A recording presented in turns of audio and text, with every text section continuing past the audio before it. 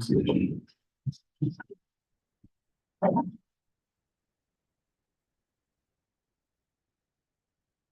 ready, Janine? Yes, now you're ready. Okay. All right, welcome everybody. Welcome to the Health Kitchen Land Use Committee. Community Board 4 has a hybrid policy that can be found on our website. Board members are expected to attend meetings in person unless they have a disability and or an extraordinary circumstance. Excused members and members of the public will still be able to participate virtually. Members who are joining via Zoom must leave their cameras on. This meeting is being streamed live on our YouTube channel and a transcript is being recorded. My name is Paul Devlin. I am the co-chair of the committee and I'm John Danielle Nolan, the other co-chair. Joe Estuccia, member. Bob and Battle, public member.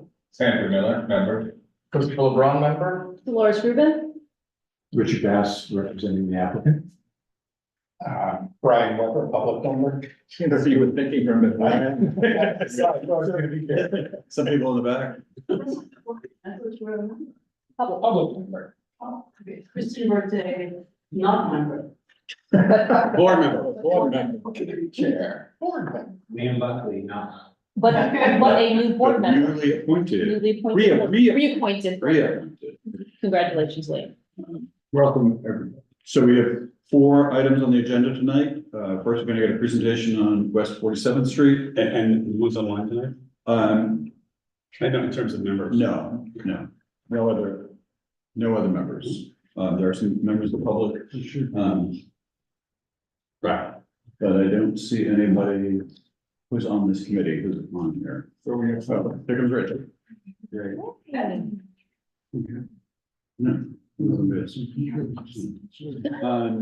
So we're going to have a presentation on West 47th Street. We're going to have a committee presentation from the Port Authority Working Group present to us. We have a City of BS housing opportunity presentation and discussion, which will be longer than we want it to be. And then we have an administrative letter we're sending out on Site K. So Thank you. hold on before any other new or old business. Two things that I asked that we do the site K letter first, get rid of that, and then leave the big thing for last. Fine, maybe. I mean, it's gonna be fast. No, after. Oh, so we'll do 47th Street, then K. and Yes. then we'll start. Yes. That's fine. I'm having problems with internet on you. Good. There's the sheet, the passing sheet. Good. Nice ones. All right, so we'll revise the agenda slightly. West 47th Street first, Site K second, and then continue on from there. That's everybody is acceptable to that? Good. Great, okay. Turn to JD Welcome, then. everybody. Welcome, Richard Bass. Thank you for coming. Welcome, Christine. Welcome, Ian. Welcome back. Liam. Liam. Change your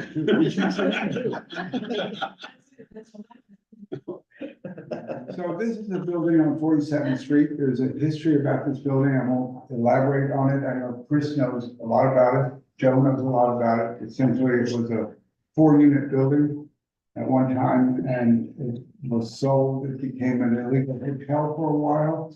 Then your folks bought the building. There's been back and forth. There was a demolition partial that was not up to code regulations, so they had to stop. Then there's been all kinds of things going on. And then 2 years ago, this board wrote a letter saying, we'd like to work with you to solve this problem. So 2 years have gone by, I think in February 2022. That's right. Yeah, 22. So now we're back and Richard, welcome, and you represent West 47th Street LLC? Yes, I do. So thank you. It's always great to be at CB4. You gotta speak a little louder, Okay. otherwise they cannot hear you. Okay. It's good to be back. This is my first community board in-person meeting in 4 years, so I'm very excited.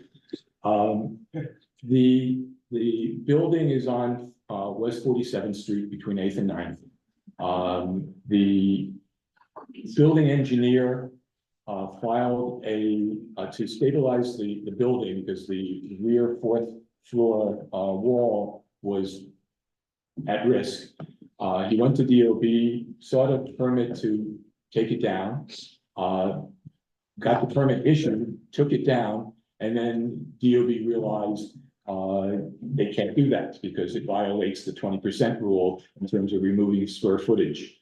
However, there's no mulligan. Preservation area, special zoning district. Right, right. There's no mulligans in zoning, though I tried my best, to undo this error. And the only way to fix the building is through the special permit process. Joe and I've discussed this, according to city planning, they've never had this application before. It's been on the books since the special district was written, which is why it's taken so long for city planning to process this application, because they didn't have a template. And as you guys know very well, city planning can't seem to let go of the paper. So they touched it a lot because they didn't really know what to do, but it's really a pretty straightforward application to fix the problem, to officially, demolish the square footage that's been removed and to repair it, and to construct this building, to enlarge it to 66 feet and 7 stories. We have to go through this special permit process. Janine, next slide. I just want to say one thing, it's next to Ramona Ponte Park on the west side, and on the east side, it's next to a residential. Right, and just jumping around, the park, the applicant did get a permit from the Parks Department for putting up scaffolding. I'm going to have a further discussion with Parks to make sure that permit covers construction. I'm not sure it does. There's some things I know and some things I don't know. This one I don't know, but It does not. so now I know. I checked. So for them to do any construction, they're gonna have to go back to Parks and protect the park. The building to the east also has had water seepage. So to really fix this problem, we have to go through this special permit process. The applicant has told me he plans to live on the first floor. He has kids in school, they're 5 and 10. They go to school on 41st Street. I believe what I'm told, but that's his personal intention. So as you can see, it's next to a Ponte Park. You can see the smaller building to the east. It's kind of mid-block on 47th Street. Janine, next slide. This is a tax map showing where the lot is. Next slide. This is a land use map showing the residential nature of the neighborhood. Just so I digress, because this slide reminds me, it has a current certificate of no harassment. Even though the building was vacant, it had a previous certificate of no harassment, but certificate of no harassment expire after 3 years. It's like milk, and HPD treats it like a new application. They can't say, oh, the building was vacant last time you applied, therefore we can expedite this review. That's not how they operate. So that took time. And obviously in city planning wouldn't process the application until we had the certificate of no harassment. So talk about, passing the baton in the least efficient manner possible. Apologies for interrupting, but the cure that you have is current. The cure is current. Oh, okay. The certificate, not the cure. The certificate. Is. And based on when we got it, I should know the date, but my guess is we'll have to renew it. Oh, it's up here. 5/3/23. I'm so You're fine. good sometimes. My guess is that by the time we get a DOB permit to do the work, we'll probably have to renew because maybe we'll be done by 2026. No, once you get the approval, you're fine. No, I've actually had DOB stop work in the middle of construction on a certificate of no harassment. They're incorrect. Well, I know this for a fact. well, can I borrow you next time? Standard rates apply. Sounds good. Next slide, Janine. These are pictures of the building, the scaffolding, the netting. You can see the park on the left-hand side. You can see the residential building on the right-hand side. You see the top story missing. The top Part of story the is missing. Next slide. The proposal is to have 7 floors, 2 bedrooms per floor. It will be zoning compliant, 40 foot rear yard, 66 foot height, 7 stories. Next slide. Did you stay within the 4.2 FAR? And we're staying within the 4, it's gonna be completely zoning compliant. Again, dealing with architects that don't understand zoning, I don't know if you saw these versions, but I saw a 30 foot rear yard version. I saw versions that were not compliant. We talked to them extensively about making it compliant. Well, In the meetings that the board had with the architects and the owners. I went through the same thing, but this application, we have, what was filed is the design on the left. On the right is what we're now proposing. I've had the architect revise the title block, so it has, I think, yesterday's date or today's date. So if you make a resolution either for or against, you at least can reference a title block with a certain date, so we know that this is the plan that you're reviewing. And just for our other members of the committee, when the group that was meeting constantly with the owner left it last, it was the revised proposal we saw last. And then last week, we got another proposal. So we asked them to go back to, we spent a lot of time with them to try to get it to work so the people can agree to. So they're back to where they were. And thank you very much, Richard, for working with them on that. Well, sometimes you try to get your clients not to have conversations that you're not a party of, because I would have stopped that. Once I realized that this was not what was agreed to and isn't inappropriate in terms of urban design, this is what we did in the last, 24 to 36 hours. Thank you. Next slide. This is the comparison of what was. It was a 4-story building with a little less than a 2 FAR built. We're now going to be a 4.09, which is less than the maximum 4.2. We're within the height, the number of stories, and the rear yard. Next slide.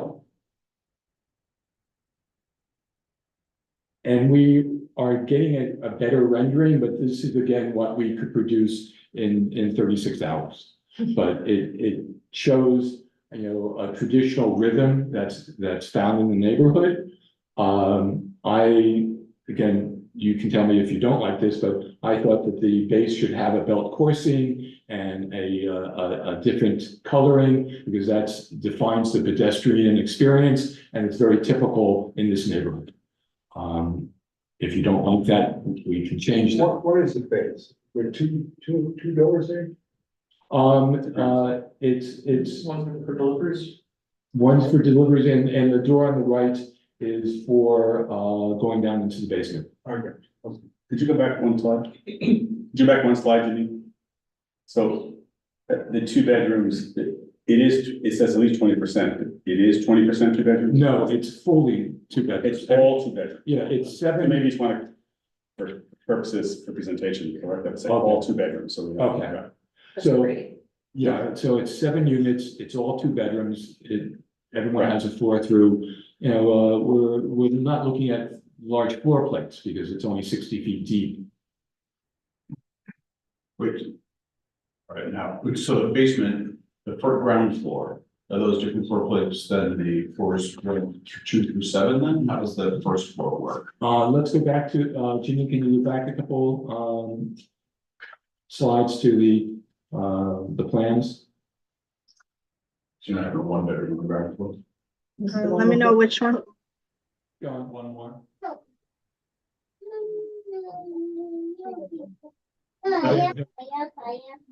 This one? You went.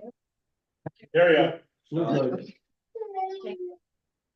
There's the So baby. you have, Is that the one?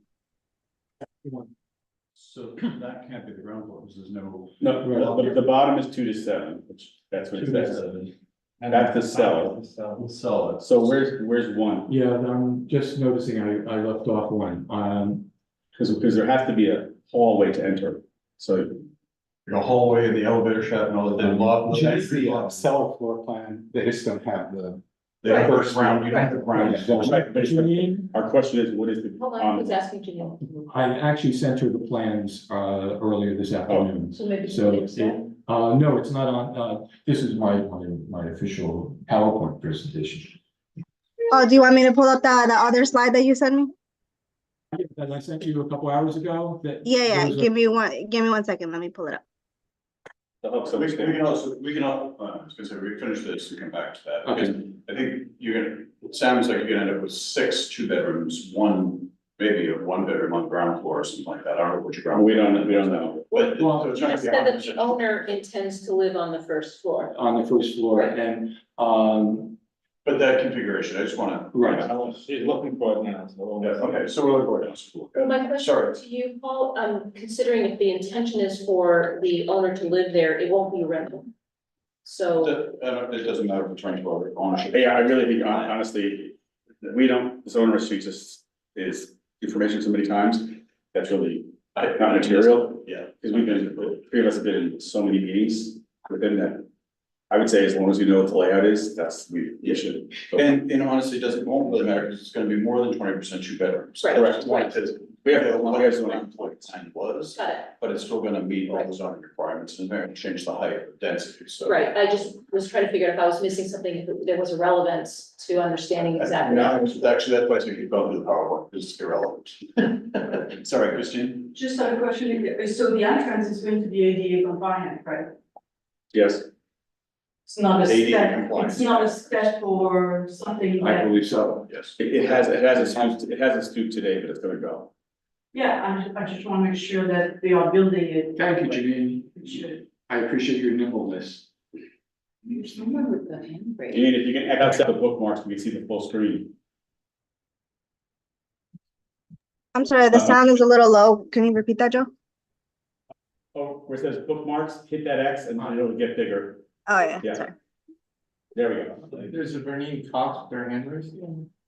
We have to wait till we get to the. Yeah, okay, I wasn't sure if they're public or public presentation. That is the site plan. Keep going. Zoning law. Next, the other. Next. Next page. That's first floor. That's the first. Oh, there's first floor plan. So Can you enlarge that? I can see it. It has a very small 2-bedroom. Can you go back 1 page, please? Yeah. Now enlarge that, if you could, please.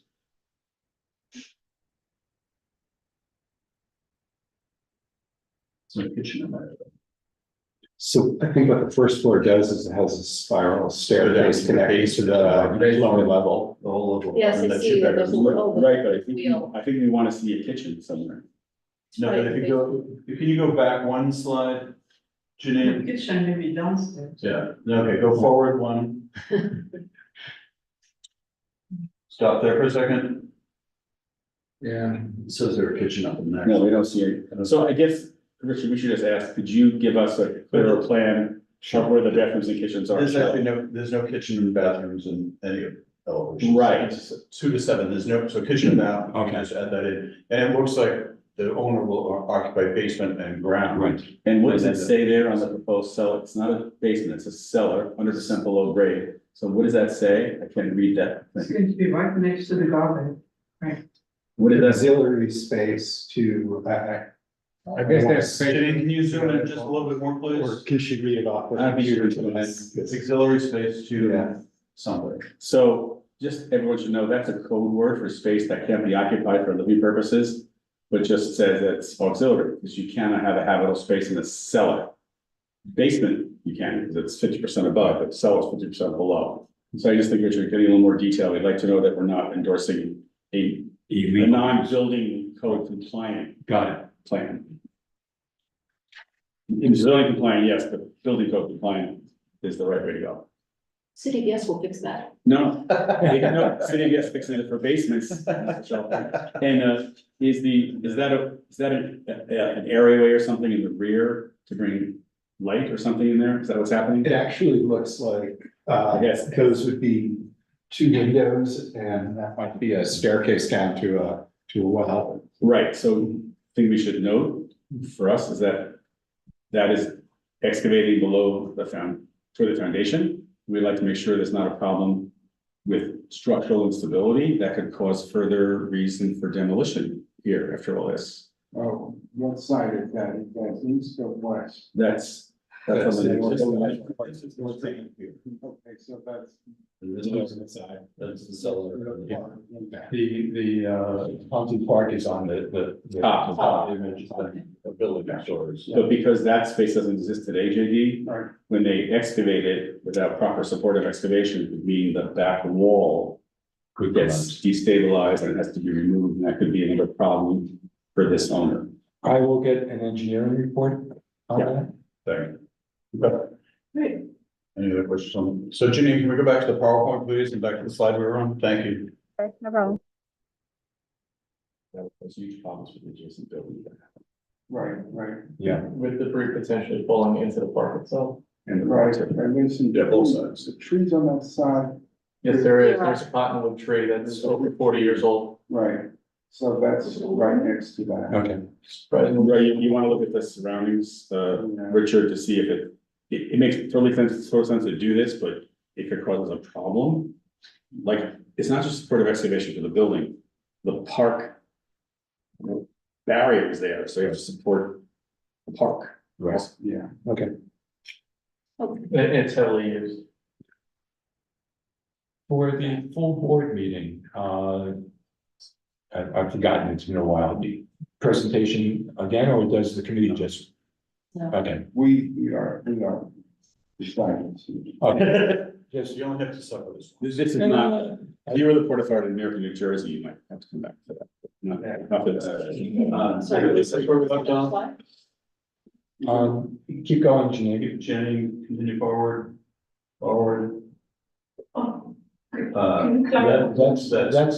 does. That's Yeah, that's where we're at. Christine, you had a question? The one before, can you clarify, it shows like this stairs going down? Yeah, that was a spiral we talked about from the. Oh, is that the spiral? Yes. Got it. That's. To create the duplex to the On the south. first floor to the south. Alright, Yeah, so again, it started because these two entrances on the street, Right. where do they go? Yeah. And so ground floor, cellar plans. So the stair suggestion does want to live there. So, I just wanted to note that, considering how long it's been to try to get this building right, I appreciate, visually what's been presented. I do think that it's also extremely thoughtful, having taken into account all of the community input that we put in for the past few years to get this to this level. So I'm extremely excited that we're finally moving this forward. Before we finish with the committee, it might be some public. Yeah. We're done with the presentation? I'm Yeah. done. Oh, okay, all right, I'm sorry. That's why I I started. missed that. That's why I started. Yeah. Me too.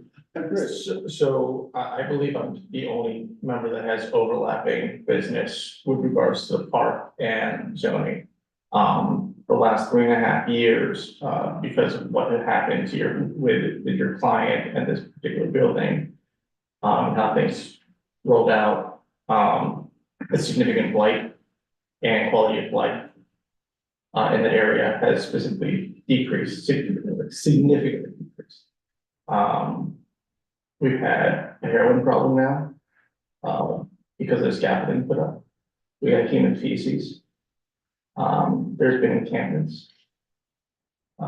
Parents from the local public school, 212, have resorted to picking up used needles to protect their children. This park right now, and I'm gonna leave in, I'm also on the block association with JD, does not have a friends of, but it's also the only park in CB4 that's named after a minority resident of CB4 and House Kitchen. Ramona Ponte is really the reason. Juan why I'm Alonso, here. Juan Alonso. And Juan Alonso's not thinking, but Ramona Ponte was critical in organizing House Kitchen in order to reverse the derelict that came from Robert Moses and Urban Decay in the sixties and seventies. I would personally, I would say, I'm not going to speak on behalf of the Block Association, I'll speak as somebody who's worked in that park and has say in its redesign.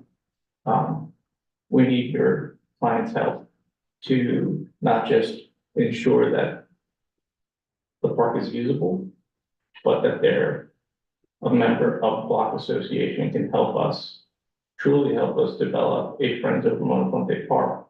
Because the 3 years that they've experienced, that our residents have experienced, is reminiscent of what I went through in the eighties. Right. And that brings out a lot of trauma. People chose to live in Hell's Kitchen because of the work that we've done. And your client has actively reversed that on a very quiet block. Can I make a suggestion? If you wouldn't mind, I'd like to come to the park, show me around. I'll bring my clients so we can have a discussion about what can be done now and what can be done in the future in terms of securing that and addressing, these impacts. Yes, I would really appreciate that. Thank you. Very good. Put that in a letter. I got a bullet. If vacant buildings, I worked with HPD in the seventies and eighties. I know what vacant buildings do to neighborhoods and to blocks. I take my word personally, so it's an offer I made. I appreciate that very much. Looking forward to it.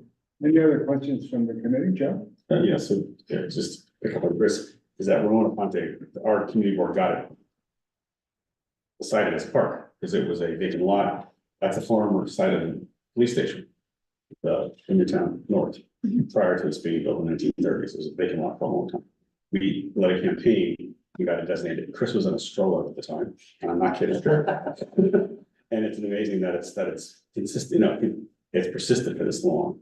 And it's that well maintained as it is. So the next door, especially during construction, is really high concern to us how it gets used. Absolutely. I have a bunch of bullets. Sure, but before, when we finish with The questions are Well, the thing is, I just want to make sure that we talked about that SOB plan, right? It's part of excavation plan. You're gonna get clarification on the use of the cellar, is that correct? Okay. And kitchens and baths is like questions like, yes, it's affirmative. ADA compliance, we'll just make sure. ADA compliance, we haven't talked yet about protection for 341 West 47th Street, the building immediately to the east. And we need to see as part of your plans, what is gonna be the protection for their roof, for their yard, because we met with those folks a lot. I was preparation for this, because they have serious water infiltration and damage. They probably are, but I want to note that that's something that we'd like you to give us before the board acts a drawing saying how you're protecting that adjacent building roof. Especially because it should be higher than they are, and that's required to have construction protection on the roof, adjacent building. And the last thing is Chris noted, is that whole site cleaning and maintenance that you can go out, walk around, give us something that's gonna maintain it, because before the construction, you have a whole public process and then a DOB process. So construction is not gonna start until sometime in 25. We need it cleaned and maintained, right? And the last thing is the park protection, just how that gets. Right. Okay. But also because, look, you guys know me and you live on the block and you live on the block. You know how to find me if my client drops the ball. You're on the hook. Before we proceed, one thing, I want to welcome Rachel and Ted, who are members of this committee. They join us, so you know, please speak. Another suggestion for the quality of life is requesting that they install those new scaffold, which are very tall. And a lot of light, A lot of light. and it makes a total difference as far. Oh, there's no lighting in the site. Well, and also the height. Yeah. So if you do those two things, it really minimize the problem, and since you are going to be like that for what, 2 years, 3 years? I mean, I don't know how much, but Right now it'll be a year and 3 months. Yeah. Pre-construction. it's going to make a big difference. for Do we want to sidewalk? quality of life. I think what she's talking about specifically with the sidewalk shed though, is that there are sidewalk sheds now that just have vertical supports and then the horizontal street Yeah. bridge over it. By not having those cross beams in there, I think it's the urban. Yeah, but this is the new style. I mean, Yeah, exactly. Let me just note Yeah. that until a sidewalk, there is no sidewalk bridge today, correct? Right, Until it's required, we don't want a sidewalk bridge because That's there will right. be encampments underneath. Right. So I'm gonna note that we want to have But what- lights and then that type when. right, and Okay, then that's then why, we need lighting now because that'll help the hanging out yeah, Oh, over there. The Big McGraw lights. has the full. Which one? McGraw, yes. used to be, right? very bright lights, if you put two very bright lights, Yes. LED lights. That'll help a great deal, yes. Does the park have lighting or water? Yes. Yes. Yes. Oh, Because if, Oh, we Which removed, one? Is there water in we it? have water, Originally. we have fountains, Yeah. but we don't have the old stadium lighting anymore that we used to have for the basketball court. I don't So know. it's very low lit. but 343 has power. We know that because they told us that. the reason I'm asking is, in a lot of the developments I work on in the city, if there's an opportunity to provide water or electricity Oh, I see. to the adjacent, To the park. park, we do. No, we have it. Okay, We have it there. And Richard, you will work with Parks Department. absolutely. During construction, rats, you know, it stirs up rats, You can't plant a tree without disturbing Yeah. rats. so the more you do, great. Committee, any other committee questions?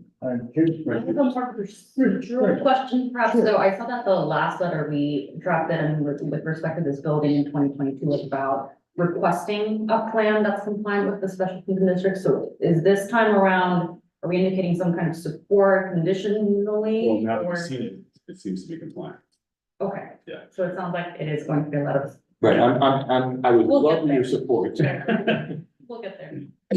So, Janine, is there anybody online? There's a hand up. He knows, he's saying it in a polite way. Janine? I'm bringing over Vianne, Blake, and Daniel with their hands up.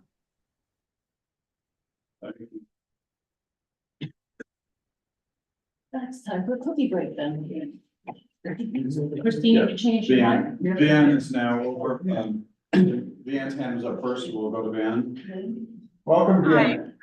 Hi, so I'm sure this has been covered, but this is my first dealing with this particular building, but I live on 48th Street. For 1 second, please. Can you give us your name and address, please, for the record? Yes, my name is Vianne Cox and I live at 405 West 48th Street. Thank you. I just have to say that it breaks my heart that it's a 7-story building now that they put mechanicals on top is now an 8-story building, really, if you're honest. And the sun, did anybody say that how the park, did anybody do a study about how the sunshine is going to throw a shadow all over our beautiful park that our children play in? 8 stories is a lot higher than 5 stories, which is what it used to be. And all of that is now going to be dark on the park where the children play. The sun's rotation, again, going back to my Cub Scout days, rises in the east and the predominant sun will be coming directly south, which will not be affected by whether this is a 4-story building or a 7-story building. No, sorry, I live here. I've been looking where the sun goes for 22 years, right in this neighborhood, and it comes up over there diagonally. And then if it's going to get in the way of the sunshine on the park. I understand that later in the afternoon, it will be southern facing and then it will be whatever's west, although there's so many buildings there now. But it's going to be detrimental. I just thought it should have been addressed in terms of a study, because that's why people go to a park, so that they can be in the sunshine. Thank you, Vivian, we're looking to that. No, just a note, not to create false expectations. The building is as of right, meaning that the height of 66 feet or 7 stories is part of the zoning, and therefore it does not require the applicant to do a study. Right. And then the mechanical height on top is again not considered height of the building, and therefore it doesn't impact. These are not answers that you want to hear necessarily, but I'm just trying to give you the things we can manage or things we can't manage. And that's one of them. Yeah. But I We know, really I appreciate you bringing it know. up. It just breaks my heart, that's all. can I ask a question whether maybe the mechanicals can be moved east? We'll look at the mechanicals, The elevator. So I don't know if Vivian's heard that suggestion because it was a little low, but Yeah, so the suggestion would be to move the mechanicals east and maybe invert and where the elevator shaft is and all that, so that that additional height of the mechanicals on the roof is not immediately adjacent to the park, but is instead Great on the other side of the suggestion. building. If it's possible, I worth mean- looking at. and. Any the little height- thing is, And the height will be probably 10 feet. Yeah. On Normal mechanicals. mechanical. Okay, Yeah. But not the entire, but just support. just right, that. just that portion. So again, thank you. Blake, are you with us? Daniel's. Yes, I should be. Can you hear me? You should be able to see me as well. No, we can hear you. Oh, sorry. Let me just start my video at least then. My mistake. My name is Gopnik. I'm a shareholder at 341 West 47th Street, and my fellow residents have asked me to speak on their behalf about some of the problems we've had. I'll start out by mentioning, of course, as you guys all know, that this looks a lot like one of those cases of demolition by neglect. That is, by allowing the demolition to happen, we'd be giving the owners exactly what they asked, what they wanted when they proceeded with the illegal demolition. And that, of course, concerns me, but that's really your problem more than anyone's. I am concerned about the truth-telling of the owners. Richard, I know you have no way of knowing their history, but they have promised many things to us and told us many things that turned out to be clearly untrue. So I'm a little worried about any claims, for instance, that the owner will live in the first floor. I don't know that we have any reason to believe that will come about. Early on, when they were still doing the demolition, there was a great deal of damage to our building, which they said, oh, not to worry about because they would repair it. They never did repair it. At a certain point, when it was clear that they weren't going to be able to go ahead with their demolition, they stopped having any contact with us. When I tried to contact them, they would just ghost me, ghost us, the building. Since, the early days where they made us promises, they became terribly bad neighbors. They neglected the building terribly. They neglected security. We had a very major arson attempt that almost could have burned down a good chunk of the block using accelerants to burn the building down. It was pure luck that we caught it just before it happened. We've had water infiltration into our basement pretty much nonstop. We've had terrible security on the scaffolding with homeless people. Just last week, there were homeless people actually who had managed to climb the scaffolding because, as DOB indicated in one of their warnings, one of their fines, the scaffolding was not properly secured so that it was very easy to climb up it. Excrement in front of their door, which they could easily have fixed. Right? As far as we could tell, they weren't checking the site or making any efforts to secure the site or improve the site, which they easily could have done. So we obviously feel very nervous about working with these owners. Richard, I'm sure that you're a good person and you clearly know what you're doing, but I don't know that you know the people who've hired you particularly well and that you can be responsible for their behaviors. Also, there were a great number of bugs and rats in their grossly unmaintained backyard, which are actually infiltrating into one of our residents' houses, ants and other bugs, right into. They're on the first floor, this resident, and the bugs are infiltrating right into their house. So we have really major problems. And if this is going to be allowed to go ahead, we want some kind of guarantees of first curing the problems they already caused for us, which they promised they would do and never did. We really feel that if you guys decide to give a green light to this, and that's your decision, it's not clear that should be the case. We obviously want something to happen in this horrible lot next to us, but we need to know that that the harm we've already suffered will be cured and that we won't suffer any more harm. We are extremely doubtful about any of the commitments that the owners next door claim to make. Blake, thank you. Can I ask a question since Blake brought that up? It wasn't clear to me when you began your presentation, this is the same owner that's been working with us all along. Yes. So that's important, that clarification. Thank you, Blake. Thank you, Blake. I think Daniel, are you there? He's right there. Welcome, Daniel. Please, tell us who you are, where you live. Hello, everyone. I'm here with Blake. I'm Danny. I'm on 341 West 47th Street as well. I'm on the board. I had a logistical question, but before we get to that question, though, I am just curious, Richard, if you could sort of speak to some of the questions that Blake was raising around the fact that it is the same owner, that it's the same owner who has essentially, as Blake said, sort of ghosted the building, left it to fall apart, but now is seemingly making this 180 and wants to move in, and just sort of like how you're making sense of that change, and more importantly, what kind of protections you can assure for us. And then I'll ask my logistical question. First of all, the plan that we're showing tonight and that is going to be reviewed by the City Plan Commission will be part of the approval. So what you see is what you get. In terms of your concerns, I'll make the same offer that I made to Chris. I'll walk the site with you and with Blake, With their co-op board. with the With the co-op board, yeah. with my client and his professionals to talk about the concerns. I can't make them do construction properly.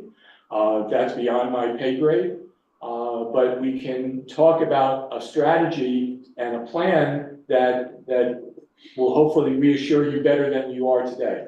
But because the board has met with the co-op board and the owner before. Together? Yes, maybe we could embody some sort of agreement as a condition of our approval that there's a specific number of items that are laid out that the board has been trying to get addressed. That our approval is conditioned upon having these things done. Because that first, right, Yeah. conditioned it. And therefore we transmit that to city planning, so when you get there, they're gonna ask the same questions, and the council member will ask the same questions too. Because I think the goal here is, they've asked for very specific things about roofing and dealing with stopping the water infiltration and so what Daniel just brought up is not new. These are things we talked about over 2 years ago or something. So I don't mean to spitball here, but does your building have a super? No, we don't. Okay, who does your maintenance? We're a self-governed co-op, so we've got someone who comes in twice a week, but that's it. Just to sort of do the garbage and things like that. Right, now I was gonna spitball, if you had a live-in super, we could see if, we could borrow, pay him, or, but that doesn't work. Yeah, we don't have a We'll living address it. super. I started out by saying Yeah. I'm spitballing. Yeah, no, I gotcha. So yeah, I agree. And Joe, thank you for that. I think that that's the most important thing, is if we can sort of have the community board supporting us, because I think our concern is there isn't that much of a concern with the plan. There wasn't that much of a concern with the last plan. There was a concern with the way in which the demolition was handled, and then the complete disappearance for many years of the owner. I do have just a logistical question in terms of the height and depth of the building. I'm curious about the height of the building. I understand that it's within the zoning as compared to the school, if it's possible just to understand that. Will it be the tallest building on the block? Is it about the same height as the school? And the other question I have is around the depth of the building. Is the building going to be getting deeper, just because we do have a row of windows that I want to make sure are not going to potentially be covered? I can answer the second question first. Yep. No, the building's not getting deeper. Great. The zoning requirement is there's a 40-foot rear yard. The building currently is built to a 40-foot rear yard. Great. So It's a 30-foot rear. no, it's 40-foot rear yard for the mid-block special district for this area. The avenues is 30 feet. Okay. Great. So there'll be no mechanicals in the back or anything else that might potentially. Great. Okay. In terms of the height, I don't know the height of the school. I can get that information. It's higher. The school's higher. Okay. Yeah. I was just sort of curious. I think it'll be helpful for our building to understand sort of how it compares to the neighboring buildings. But that's great. Sorry. Thank you. You answered my questions. I'm set. Thank you both. Thank you, Daniel. We can go to Elka Fears. Are you with us, Elka? Well, the name's up there. While Elka, we wait for Elka, JD. Yeah. I did notice that your plans propose gates on the side of the building connected to Ramona Buckley Park. There was a light rendering. No, That's the Mona Ponte Park fence. That's okay, beautiful, because, one of the things that's kind of been a tradition of that park is that the kids use those exposed walls. Right. For chalk. Or bouncing balls, so. Exactly. Want to maintain that. Help us here, welcome. Hi, Help. El Kafir is president of the West 47th 48th Streets Block Association. This building is kind of special to me for a lot of reasons. So number one, I'm glad you're doing a brick exterior to fit in with the neighborhood. So that I think that looks pretty good. But I want to reinforce what Daniel and Blake have been saying about security, things that haven't been addressed over the last few years that they've brought to the Block Association also. So rat abatement, security, we don't want any more fires in there. Do we have any idea when construction could start? Well, this is a full ULURP item. I thank the board for hearing it before certification. Certification is happening, I believe, next week, or the 28th. May 28th. May 28th. The full board is scheduled to vote in early June. I've already spoken to the board president. They will expedite their review. So hopefully the planning commission will vote sometime in the summer. And then, I've urged the client to file his plans now, see if DOB will review the plans, absent the final approval by the planning commission, so we can do this simultaneously, and save a few months. Assuming worst case, they file their plans end of the summer, beginning of the fall. How long does it take DOB to review a simple, set of plans? 5 months. 5 months. This is not a major construction project. I don't think it's going to take a year and a half. So from this conversation to someone moving in a year and a half from now, would that be? I think third quarter 2025. Third quarter 20. So. Okay. So yeah, so in the meantime, to be especially careful about how that property is kept.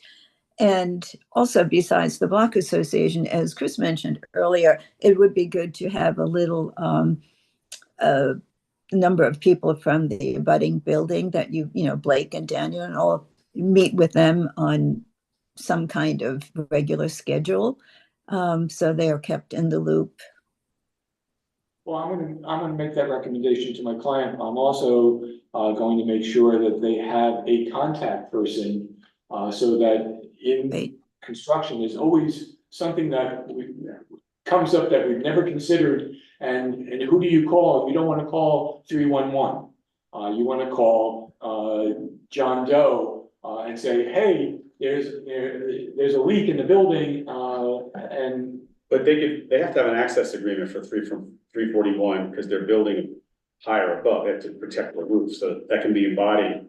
Right. For Blake and Daniel, you'll have to do an access agreement to them to protect your building. You can embody various conditions in that access agreement.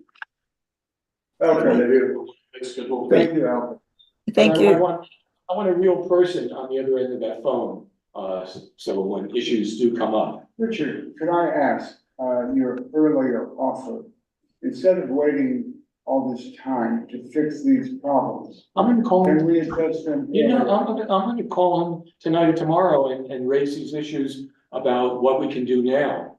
You're hearing that, so before they start, get all the approvals, maybe they can start solving some of your problems? Yeah, I'd like to do the walk sooner than later. Absolutely, because, Right. it's an urgent. It's an urgent quality of life.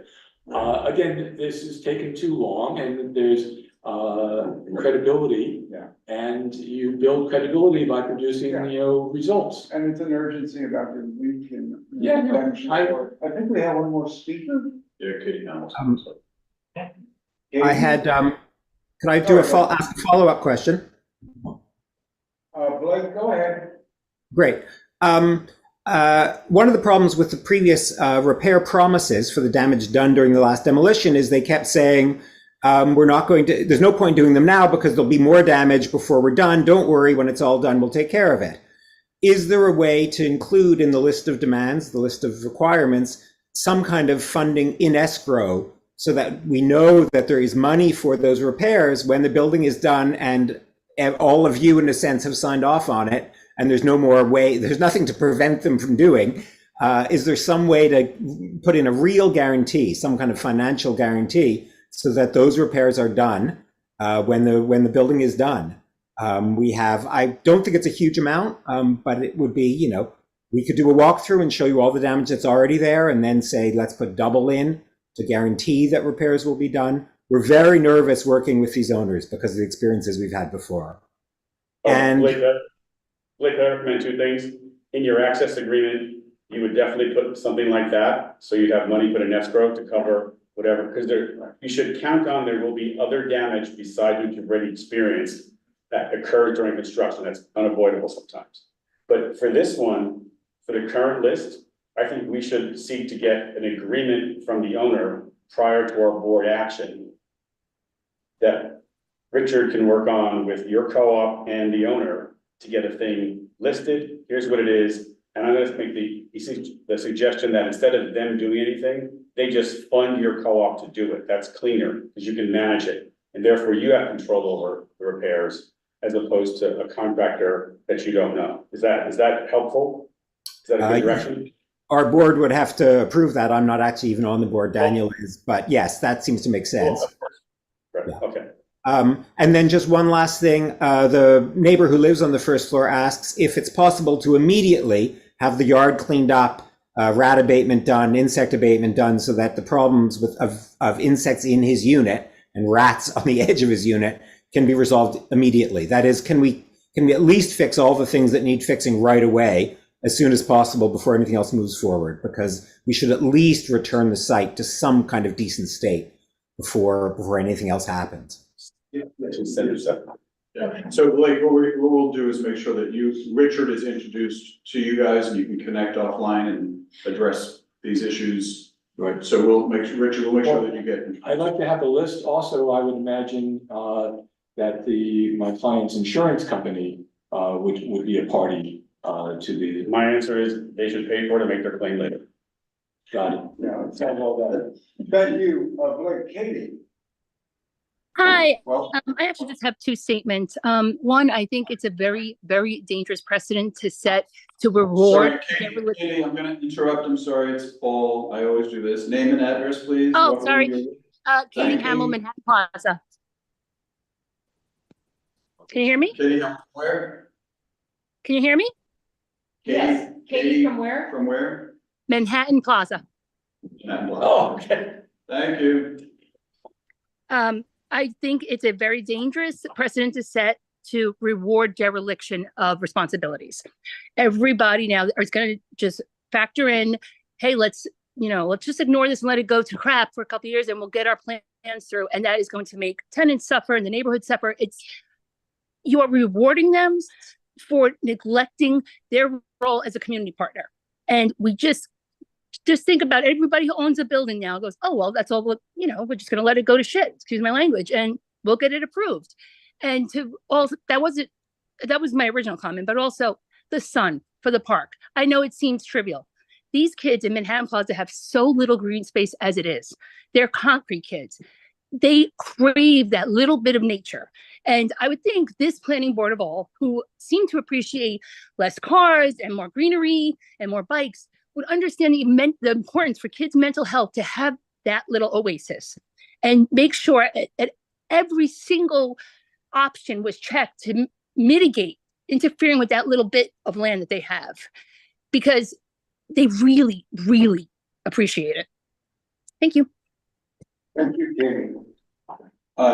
Two people brought up demolition by neglect, and this is a topic across our district, and this is one of those sites that we often cite. So Joe, can you address this? So the board has experienced 15 different locations with illegal demolition. It's not demolition by neglect, it's illegal demolition.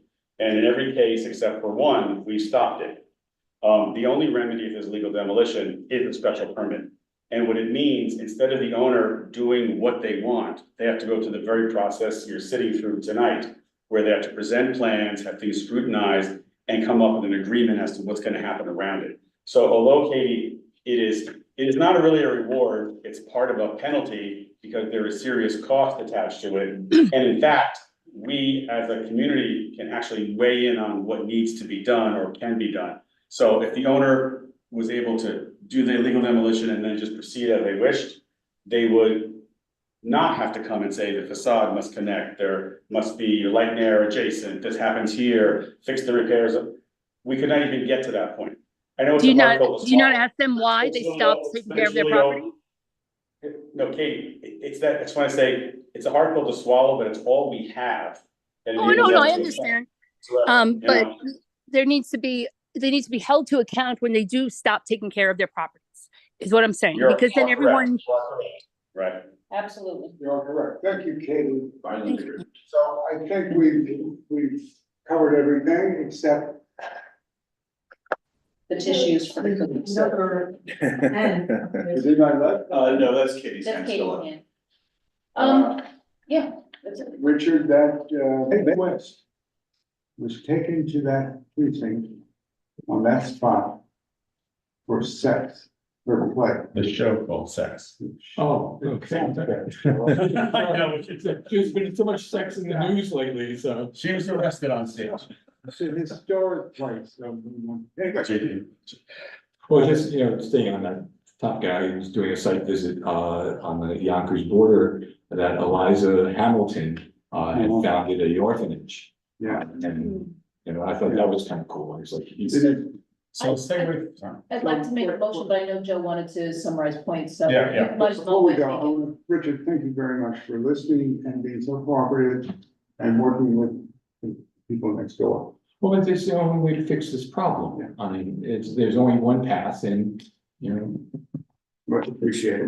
So a segue from Midwest and Eliza Hamilton. So you're making a motion. I am going to list some points and maybe someone else can make the motion. Make the motion first and then. You make a motion for points and I'll second. Okay, so a motion, that, we get clarity on a number of things. The use of the cellar, that the plans show where the kitchens and bathrooms are, that there is adequate protection for construction protection for 341 West 47th Street. There'll be a number of items on 341 for roof and overall building protection, that the current construction fence get fixed and maintained, that there is a plan specifically for site cleaning and maintenance during the review process of ULURP and prior to construction, that we immediately request for pest abatement for vermin, for rats and insects for the adjacent building, that we have a park protection plan detailed on a set of plans, that we've confirmed that there's ADA access to the ground floor and to the elevator.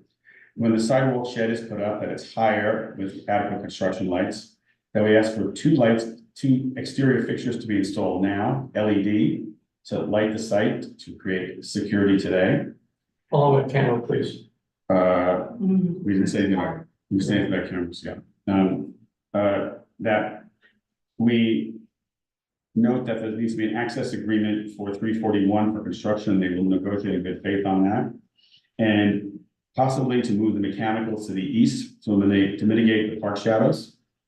And then most important is agreement with the co-op on the current protective repairs of 341 West 47th Street to be done prior to that's a condition, prior to the city planning commission hearing.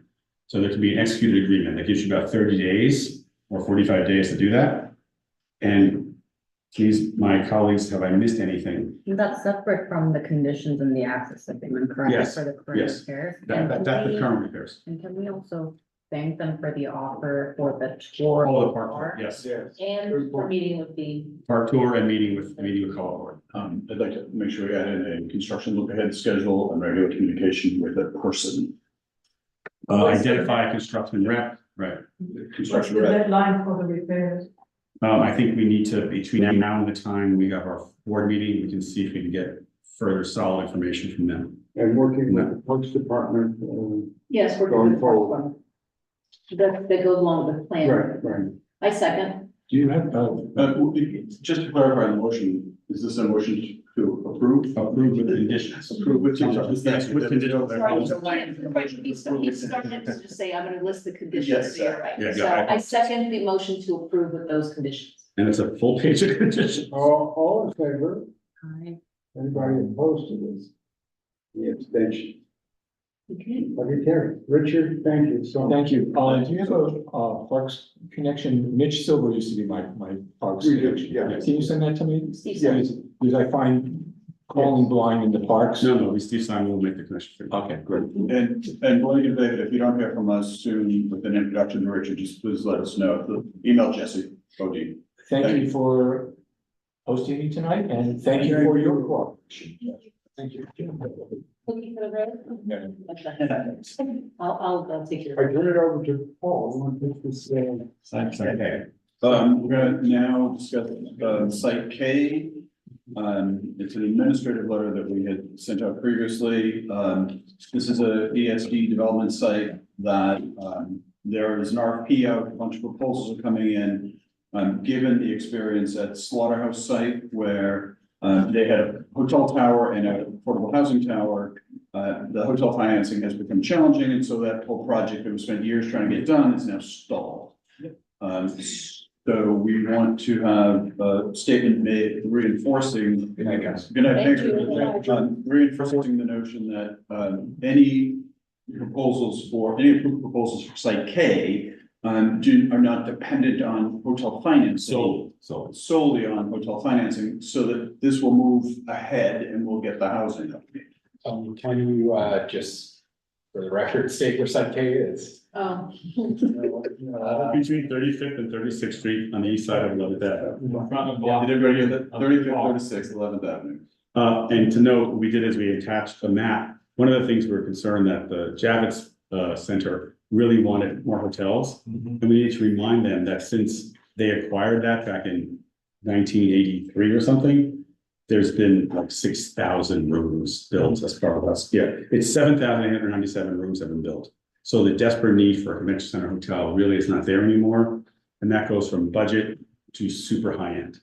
And that hopefully that will guide them in making a decision. Was this an administrative letter? or- No, this was proposed as administrative, it Right. was never sent. That's why we're talking about it, yeah, So it's coming out of committee? yes, Okay. yes. Oh, well, Oh, well, It was never sent. no, but it's not committee action, it's still I'm administrative. sorry, yeah, I apologize. Oh. Yeah, we're proposing an administrative action, we want the full committee to see it because we batted it around for a while. And this is, Well, I think we looks should- like that used to be the Adjay building? no, Or no. This was the plaza, the Stonehenge Plaza. No, I don't know. This is, but now he knows. Yes, we're that old, remember Stone? Do we vote for this? Johnson, he wants an affirmation. Just an affirmation saying that. I'll make a motion to affirm. Gotcha. Okay. I'll second the motion to affirm. Let's send an administrative letter. Favor? We're all affirming. Senator, Nothing to be- Anybody? Proposed affirmation accepted. Yes. Okay, thank you. I have a question, Joe. I mean, we have the same situation at Slaughterhouse. When should we? we talked a little bit about having that come back and discuss, Right. and the problem is our calendar is kind of loaded right now. Which site did you say I couldn't hear? Slaughterhouse. Slaughterhouse. Oh, Slaughterhouse, So, yeah. we yeah. are gonna have To to be reach out. discussed. Yes. Yeah, don't we have a Port Authority bus terminal in City, yes, to Yeah. discuss. Yes. Yeah. But Christine, you're right, though, you're right. Yeah, we should revisit that. This is 500 affordable apartment, which are Well, how many are they promising us in City of Yes? So yes, we should come back and No, talk. the point was that this is Not to something that forget. needs to be addressed, we should put it on agenda for. Absolutely. Yes, I want to welcome Leilani from Port Authority. Welcome, Leilani. You sat here, you're going to do all kinds of questions. Sure. An update. I want to thank Chrissy Bouquet and Joe Restucci for giving us this show about what's been going on with all these meetings for authority, what's gonna happen, bring us up to date. We're gonna have a ULURP at the end of the month, which somebody here is gonna have to write that letter. So this is in preparation for that, to bring us up to date, so. Christine. Rachel wanted a great letter, the last. There can be a lot of writers in that letter. I'm going to try to channel, pay good attention. I'm going to try to channel Joe. Rachel, no. We're right. So I'm reporting in the name of the group. Tell us what The the working group, oh, tell us about, who are those people? Yeah. So this is JD, Joe, the chair, Jessica, Bert, Jeffrey, myself. And Betty was on it. And Betty was on it Until recently. until recently, but she left for family reasons. So this group has been meeting for about 18 months with the Port Authority. And before I get into that, you remember that in 2000, for those who were not around, 2017 or 18, the Port Authority thought it would be a good idea to raise the neighborhood to do a bus terminal.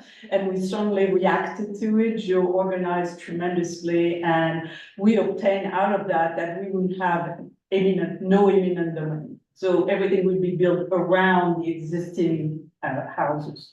And then in 2019, a group of neighbors created the group HKSC, which is Health Kitchen South Coalition, and created a report saying, as the neighbors, this is what we want. And this is a very detailed report. If you can go online and find out, it's very detailed and so since then, the board approved that, supported that. And since then, the group has been working pretty much along those lines, saying, okay, let's try to make happen those things. And The working. the working group. And the reason the working group was in a position to discuss with the Port Authority is that the Port Authority declared the community board an agency.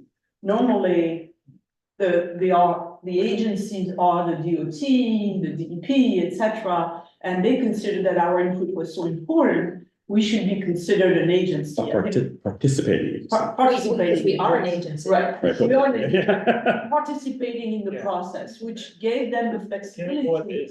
Right, which gave them the flexibility of talking to us in advance on any public process. So that's what we have done. So I want to tell you what I think we have collectively achieved. And it's really collective. Everybody's in the room, everybody's talking, everybody's fighting, and so these are the kind of things that I think we have achieved, and then, the Port Authority will tell us, oh, no, we didn't agree with that, just kidding. So the first thing is neighborhood character. The first is that no imminent domain, it's very big. The envelope and the architecture at the northeast corner of 9 and West 40 is going to mirror the building at the northwest corner. So therefore, the idea is to create a corridor which stitch together the north and the south and looks the same, right? Looks like the small building.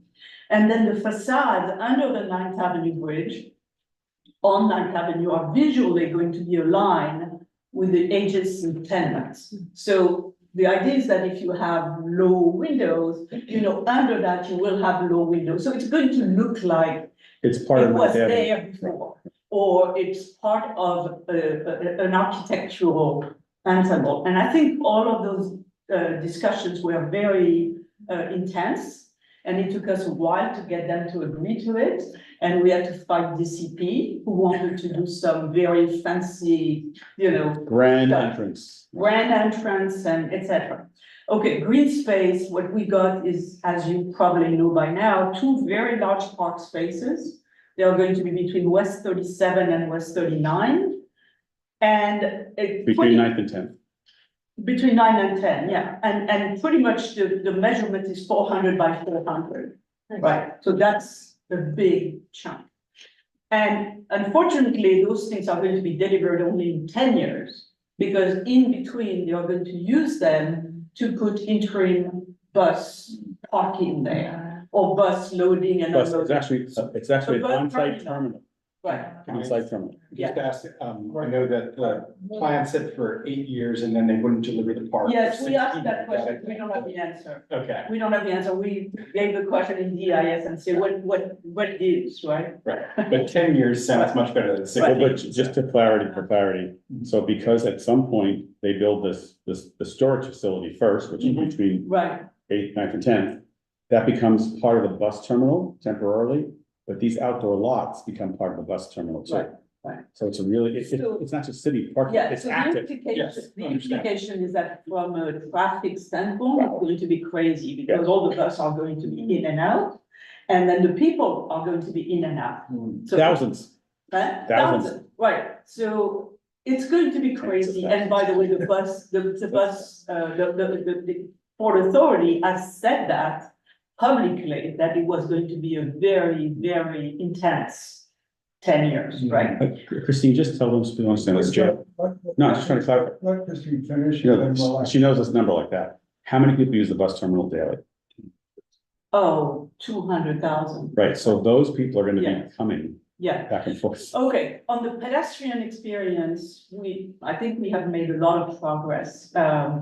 They are going to widen the 9th Avenue sidewalks to reflect the same alignment, which is on 51st Street, right? It's not written in their plan, but the DOT has confirmed to me that it will be in the FEIS.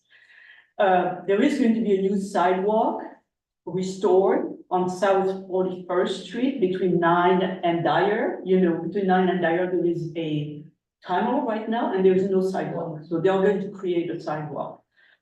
They are going to strictly limit the amount of curb cuts. So most of them are going to be on Dyer Avenue under the bridges where we would not typically go, right? And West 41st Street where the bus access takes place. The curb cut will be limited to 40 feet on West 39th Street. On West 39th Street between 10 and 11, there was going to be like a massive entrance exit. And we told them, no, it has to be much shorter. So 40 feet is still big, but it's way better than it was. And the pedestrian conflicts are going to be mitigated at the West 40th ramp at 9 and Dyer, where there's still going to be that round ramp, but they're going to build some stuff that prevent the pedestrian to be, hurt.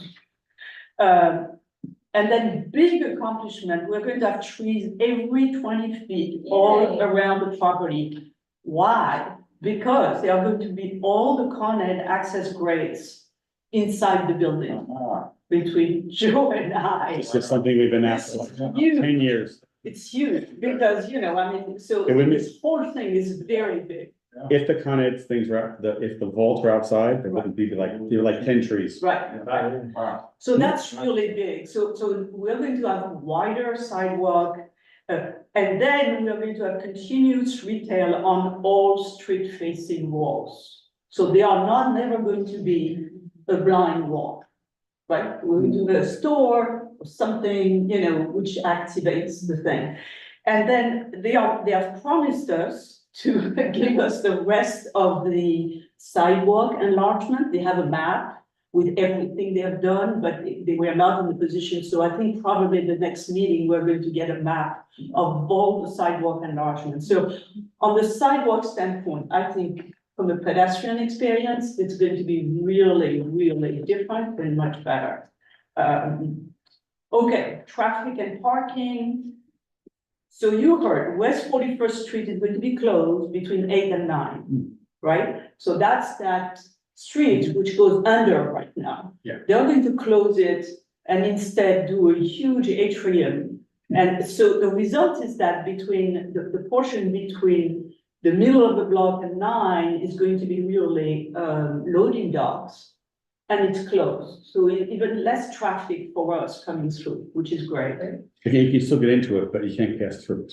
Yeah, they'll go and make a U-turn and come back, right? Currently, there are buses that exit on that side, those Yes, go through no, there. nothing, Okay, that's nothing great. will go through Okay. anymore.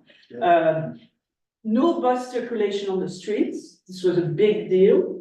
We didn't want all the buses to, come our nose, except on West 41st Street, between Dyer and 11 in the morning, because there is a tunnel, and the buses are going to go under 9th Avenue, and they are going to land pretty much on Dyer Avenue, but then they don't have a way to get back into the terminal, to go through the terminal. So they will go on 41st Street straight to the, and that's probably not a large number. And it's probably not our favorite part of the building, right? So no parking, yeah. No. All deliveries and trash will be handled inside the building. Yay. Yay. These are massive Massive. buildings. And all the stores and all that stuff, all the deliveries are inside. Yay. No parking in or on top of the building. And the PA police parking, which for those of you who don't live around here, which are all over the place, will be accommodated within the building. So we are not going to have parking cars, you know. So that's, So when you say no parking on top of the building or in the building, that's public parking. yeah, no parking. But you said the police parking will be. The police parking will be inside the building, Right, on you're the right. floor. You're Brian, you're right. There is no way a Right, consumer can go park their Yes. car. on Yes. this. exactly. Mhm. And finally, construction. So construction is a little, flexible here. There has been a process called the Section 106 process, which addresses, it's an FTA process, and it addresses historical property. And there is a very structured process to look at what is being done with the historical property and what will be the protection. So MCB4 has signed what is called a programmatic agreement with FTA as a concurring party, which allows us to be at the table to discuss those parties, but other people have signed, like each of the historical property has signed with this agreement. And there will be a process to very specifically, with FTA oversight, look at what's being done and is it being done properly. So just to understand why, this committee reviewed the Patty's Market Historic District. Right, Which extends from West 35th Sorry. to West, right, yeah, lay it out to West 40th Streets. right, And that's the corridor of 9th Avenue into the blocks on 39th and 40th. Because that's immediately adjacent to the Port Authority proposed project, it kicked off a 106 right, requirement, and this is a whole different level, as Yes, Steve mentioned. yes. If we And didn't have that. this right. would Well, not the happen. other properties which are under that are the McGraw-Hill building, Right. the church. Holy Cross Church, Holy Cross Church, and then the. same Rayfields on Right, 41st. and then the worship. That's part, That- it's part of the district, right? Right, so they have, each of them is profoundly affected by shadows.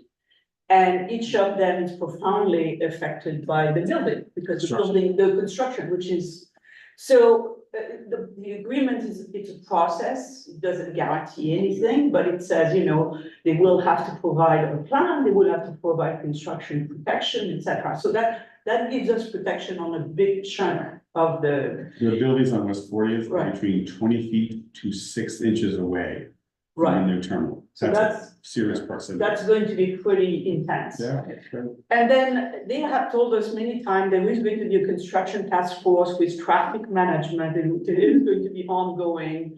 There will be pedestrian managers as needed, right? And I think it's going to be an issue, not an issue, but up to us to participate in the construction and say, we need this now, we need that now. That's what they did at the World Trade, right? And it has been effective, so I think we can feel, and it's the same team. Yeah. So we can feel confident that these people are aware. It would help them get their construction done easier. Right. Okay, so that's up to now. We continue to have meetings. We're going to have even more frequent meetings.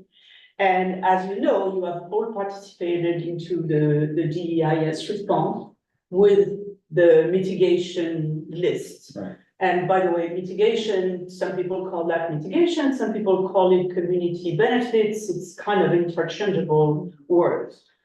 So what we do for that is we are again following the categories that were put together in the in the HKSC, and then Right. everything which was put in the mitigation, that's what we go and discussed. So there is nothing left out, there's nothing, this is all there. And, for example, on the green space, we are asking for greening on 34 to 37, the dog run, community input for park design, maintenance, green walls, tree planting across the impacted zone, and plant trees every 25 feet between bollards, right? Because that's something we are not clear on. It's like, they are going to put bollards everywhere. We need to be able to put the trees in between. So what we are doing is putting all those priorities in the categories and going at it, on traffic, 39th Street Greenway, we have asked for, can we like, a promenade to go from to there.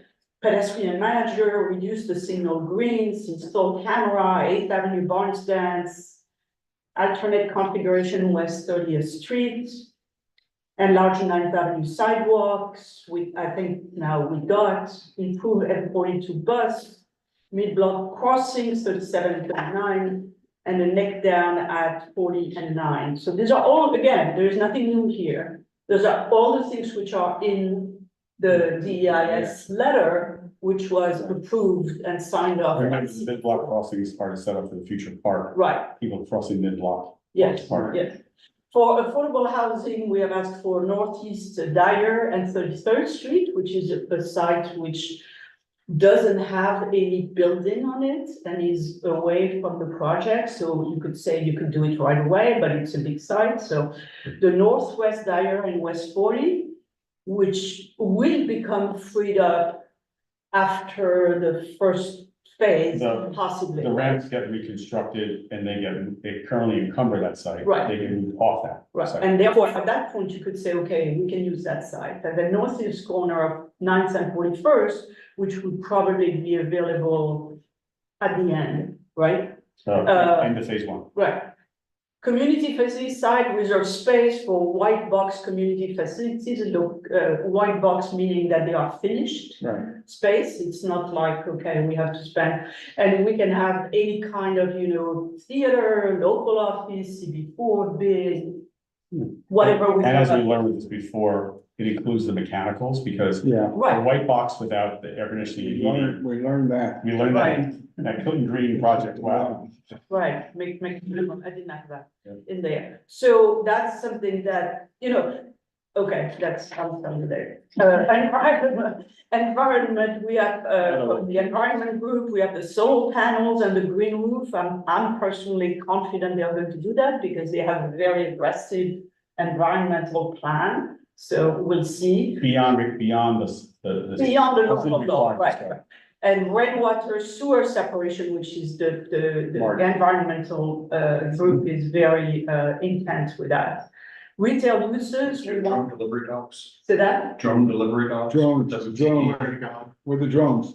Where are the drones deliver that? Okay, so let's keep on track because. Okay, retail uses established rent structure for affordable retail stores. So we had discussed, we wanted to have affordable stores, maybe mostly on 9th Avenue, maybe on the other side. We need to create a schedule and a structure so that when you offer that, there is a schedule, and then entry to a supermarket and a supermarket. And then in historic preservation, we want to do an ADA access for Metro Baptist. We probably could put that in a different category, and Patty's Market Fund, so we can expand. And then in construction, relocation plan, business assistance plan, one thing Joe and I have worked on is adding all these little businesses we have on 9th Avenue in the plan and say they have to be in the plan.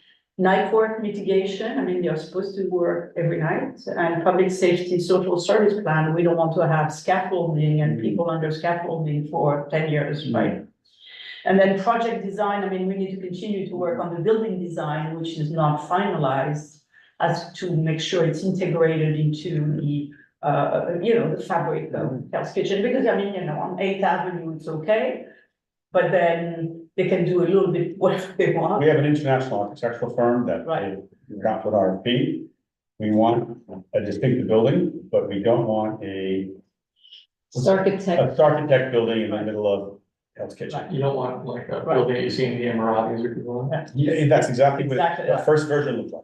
Very Right. swoopy, very curvy. So there are two specific sections, right? There's the section which is there are the ramps at the end, close to 11th Avenue. There is the garage, Staging. storage and staging, which is facing all of our parks. And then we have the bridge over 9th Avenue, which is so visually important. And then there is the normal, the building which is going to 8th Avenue. Facing Midtown Core. Right, and that building obviously could be more like whatever we want. I mean, so these are all the items that we keep discussing and the meetings. Christine, Yes. that was great. Thank you. Yeah. Christine, could you take a few questions before we get to Joe? Paul, did you have a? A couple of quick things, and I know this showed up in earlier versions of letters, but renewable energy sources and air filtration as opposed to ventilation in the station. Yes. Just make sure we don't want the fumes just coming out, we want them filtered. So air filtration is very difficult because, all of those buildings are not enclosed. They have like a screen in front of it, which make it look like it's a facade, but the facade is not on it. And therefore, if there is any exhaust, it will come out this way. Now, everybody is working toward getting electric buses. And so there is a program for New Jersey Transit. They are going to have chargers for all the buses. Okay, It's gonna be equipped with adequate power and charging beyond belief. so their answer to that question is We don't need it. electrical, right. So we know it's not going to be happening right away. But then the power generation for those buses, if it would be self-generated on site through renewable sources, solar panels was mentioned, but I Right. really kind of want to push that a little bit. Yeah, I want to say on this, I really think what's happening is that the combination of incentives and requirements Right. are pushing in the direction that by the time this facility Yeah. is built, But just, not today. no, but just to reiterate, Paul making the point, whether or not it's going to be covered, The it's origin- still important to ensure that we're articulating that that's the concern, because we can't predict what will be then, but it is a concern we have. And two other quick things, And it's- Baptist yeah. roof garden, just some protections in place for that, for the vegetable. And garden. I want to, before you go to that, I want to further. I consulted with DEP and said, look, this is what they want. And he said, it's good. So, our own agencies are not supportive of, they are buying in the whole electrical stuff. And therefore. This is not the transportation committee, you throw a fun term called the Barnes dance. Yes. Which sounds like a really exciting thing. Already. Can you tell everybody what a Barnes Yeah, dance the box that is that when you do, and it exists in Japan, and in places in New York City, it's all red signal. So all the cars stop and the pedestrian can cross any way they want. Oh, Like the big massive. So we're gonna have a big Japanese crossing Right, in. exactly. And you're expected to do a tango. Right. after that. So the idea about the barn stands, the all red is, imagine that all the commuters are coming from 39th Street and they have to cross, to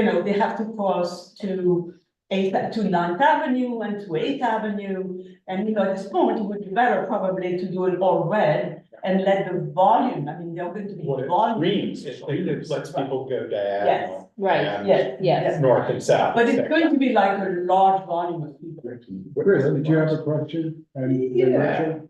Charging technology changes over time. Will the Port Authority be prepared to upgrade their charging so that way I'm sure. diesel isn't necessary for supercharging, or other? We will ask the question, but I'm pretty sure they will, Yeah, we because took- they have a plan for their own, Yeah. environmental and sustainability, which is very impressive. Because currently supercharging, in order to do it efficiently, you Right. need two modes of energy. One, you do clean, and the other, which is the most fastest efficient way, is to use, carbon-based fuels to do that. So I just want to make sure that once we get that technology to do supercharging away from carbon-based fuels, that it. Well, we asked that question. Yeah, I would take that back. I think we're still building out how this will be operationalized. Yeah. We're not there yet, but that's absolutely something. Yeah, it's really fun technology that's being tested right now by the FIA with Formula E.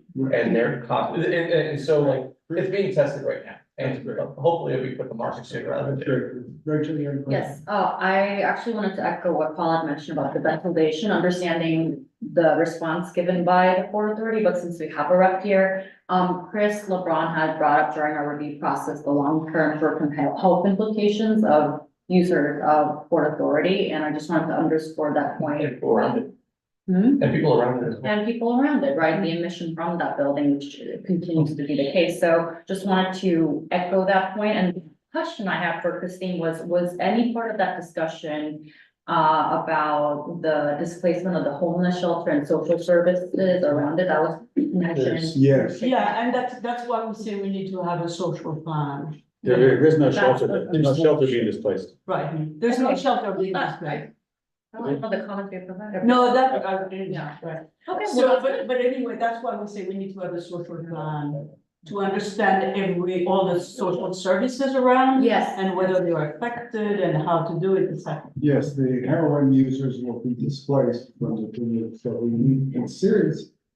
Dolores and then Brian. So, this is gonna sound very odd coming from me, considering that the plans for demolition were just when you were chair and then I was chair and all that, but this is a kinder, gentler, Port Authority. I mean, just having Right. understood what they did and the work that they did with the community down at World Trade Center, Yes. I can't say the word, but Herculean attempt to hold up the number one line and not disrupt that service the whole time and still build around that.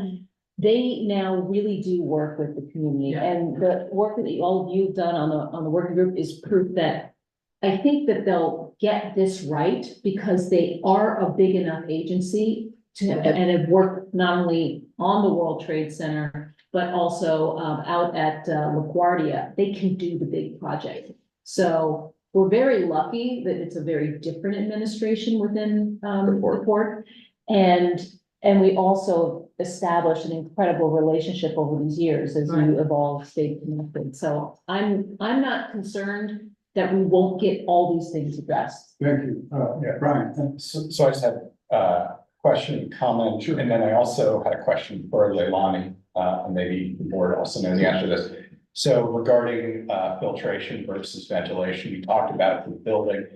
One of the things that when we were doing Hell's Kitchen South Coalition, we dealt with at great length was decking over Dyer Avenue. A section of that is going to be done now. But one of the things that came out in decking over Dyer Avenue was ventilation. And one of the things that we as a community were very concerned about is ventilation of automobiles, which are not necessarily electric vehicles, nor will be.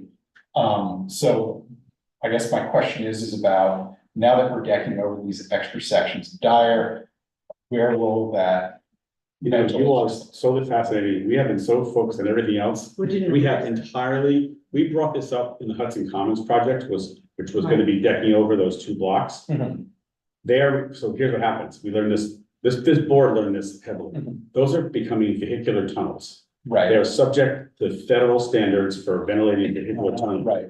We have completely forgotten about this, and we need to understand where the ventilation shafts are. Yes. How high they are, how they function, because Yeah, we. Christine and me are pretty intense at this, and we have completely forgot, no, but we have completely forgot this issue. Well, Because that's gonna be a structure. Thank you for bringing that up. It's gonna be a structure, No, I did. like in these parks, there's gonna be a large structure. Yeah. Very good question. So anyway, you know, as obsessed as I have in public safety, I'm more obsessed with this About air project. quality. So, Mr. Weber, you know, they're not gonna be the size of the ventilation shaft, like south of the Right. slaughterhouse site, because that's the whole big tunnel. Right. These are gonna be fairly. And while we're on the No, subject, it's not for a second, because I'm just thinking it through. It's gonna take up park square footage, guys. yeah, So we have to, right, we have to think No, about we it. have to go back to it. But also not ventilation, filtration. Yeah, Yes. yeah. I It's make both, that note. it's both. So one of the only things that I could say about that though is that currently in the plan, that plaza, and now I'm spacing on the name of it, not Gallatin, but the other one, where between 38 and 39, which is gonna be partially decked over. So the tunnel, Lincoln Tunnel empties out. Oh, I know what you're saying. Yeah. Ramsey, I mean. Right, where right, Ramsey goes. Right, right. So the western side of that Right. plaza is still exposed to Yes. the air. Yes. But that, again, is something that I know that as a community, we've been advocating to extend and cover. Christine can speak to the reasons. Right, I mean, we have, Right. let me tell you what we have done about that, is that, I mean, this was a big fight with them. And, they got their gantries, and Right. it's They're very fully hard, it's very hard to cover, but it is good to have that to say, look, we need more green space. Right, right, Right, Or- because that the green Yeah. space, instead of that one, we want another one. right. And what I would say to that is, we're getting a bus terminal built in our neighborhood. New Jersey can accommodate the gantries for tolling on the New Jersey side. Been saying that for years, but anyway, that's. I think I agree with you, I Yeah. think it's a big lift. And let's say for a moment, we agree, but we've lost it, right? Right. I think Christine's point is the first plan showed the full block between 38 and 39, Right. covered with park. Yeah, So the strategy is, and I'll say this openly to everybody, is if we've lost No, we need compensation. a lot of square footage, needs to be replaced someplace else. And also, if we're gonna lose more square footage because of ventilating towers and structures, Yeah, it's not really the Bryant Park model, they said. no, I got it. Because we don't even understand what those footprints are. So that was a very good point. You earned your money. So the other question I had for Leilani, and maybe it's something that Joe and Christine working with can answer for me, is next month, Port Authority will physically come and present. June 12th. June 12th, In a okay, bigger room. and, is it the Port Authority, will the design team be there, will we be seeing renderings? It's a Euler. Leilani's gonna. Okay, you're gonna ask? Yep, no, first of all, just thank you all for having me. It's, as you can tell, I hope you all can hear how closely we've been collaborating with you all, and stepping into the role, I can definitely tell how much this has evolved due to input from the community. So thank you for your collaboration and partnership. But regarding, what was? The presentation of the board Yeah. next. Yes, so I think, well, so following up with Jesse to confirm, you know, with the dates, but also lining up who exactly on our side will come and present. So it'll be the Port Authority, our consultants, and the major capital improvement, team, the MCP team. I just would note, I think your design team will be there because they must be there for the presentation at city planning certification on May 28th. And therefore, I would expect them to be there on June 12th. So what you have, that would be confirmed. What you are hearing here is that there are going to be a lot of questions about Yes, design. yes, absolutely. And you heard, Earlier. it was earlier today, Joe saying you need to have your designers, and we need to have drawings of what the heck this thing is going to look like. And so I think right, we want to It's reiterate. required by you to have a full set of Yes. plans. So just want to be clear, I'm not Yes. saying that they won't show up, but We just need to confirm. I just don't want to, you know. Yeah, you need to but- take it but back. We're absolutely, I believe that's absolutely in the plans to have the design team come, but I'll Okay. bring that up, I would say tomorrow to Okay. confirm. They were gonna take that back and discuss it. Yes. So there's nothing Yes. to do, but we very much want to see. I will say again, I don't think that the city planning commission will allow them not to come with designs and plans, because that is what a Euler is. Right, but I think the, So, It's good, you made the Paul, point and yeah. it's recorded, so. I have a question for Paul. No, I think that this is the purpose of tonight's update, is to prepare us for June 12th. Right. So the sorts of things that people have on their minds now, we have people here that can be like, okay, we'll talk about that at June meeting. So Christine, thank you. I guess maybe one follow-up question to that is, how big is the design when we finally get to see it? not baked right now. Okay, so, Right now, it's not baked. Right. I don't know. but no one What's say the when we one see more? it on the 12th, We don't know. Mr. Weber, it's Mueller. Right. Has the design ever been presented that is not changed and modified during the course of the public review process? Very well. And we have, let's talk about that for 1 second. We have seen one rendering which we didn't like. We did not embrace. We didn't like a lot, right? But, and then we have had a discussion and say, why don't you show us some sketches, like, options? Right. And they came back and said, okay, yeah, we're gonna do sketches, so we can have, option, not go in another 2 months of rendering, and then we come back and say, we don't like it. So I think this is, they told us that was last meeting, they told us we're going to do sketches and bring back to you Correct. sketches. Mhm. And then, it may not be final, Right. but we may have, hey, this one. Right direction. Right, I'm this is just the saying right direction, that It's right? always helpful when Right. people see something Right, that is, right. whether or not Yes. it's that they can Yes, comment yes. and So, see what it is. at least our understanding is that that's what they are working on, Great. but we have not seen now the outcome of that, which is the schedule. Norman Foster. Right. Yeah, he's You can good. imagine, he's horrible, you can imagine how horrible it's gonna be. Well, I just wanted to just piggyback off what you were saying. I can't put enough emphasis on how much we care about what the community's, Right. outlook is and the comments you all are making. And so we don't want to prematurely present anything without having an internal conversation and working with the community board to, kind of input those comments and suggestions and apply them where necessary, where we can. So we're in the process of working hand in hand with you all on that. We'll present to the larger world the final baked product. So. And even that presentation still gets, Right. Yeah. Right. the cake gets trimmed. I wanna have a word, okay? Please. I wanna have a word. First of all, Christine, thank you. I think you pointed out the amount of detail that has gone into the discussions as well as the larger picture. So we're gonna get it in work, so think about it now. I have one question before I go to Dolores. Liani, where do those people, if it rains, all those 200,000 people standing around for the bus? No, seriously, what happens? I'm laughing Where do because they I go? thought about that the other day. It's good to be. Yeah, seriously. I would say, that's a great question. No, it's okay. As we're building out the construction logistics office, that is something that we're. Joe has a That's big an evolving- waiting room, I think. That's an evolving, make note of that. I love Because the I think word that's a great umbrellas. question. I was going to say, there is a business right there for umbrellas.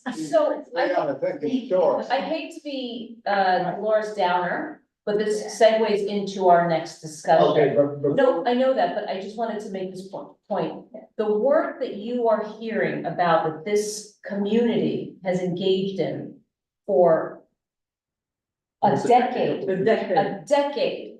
could be 15 years. very easily erased. Because somebody says times have changed.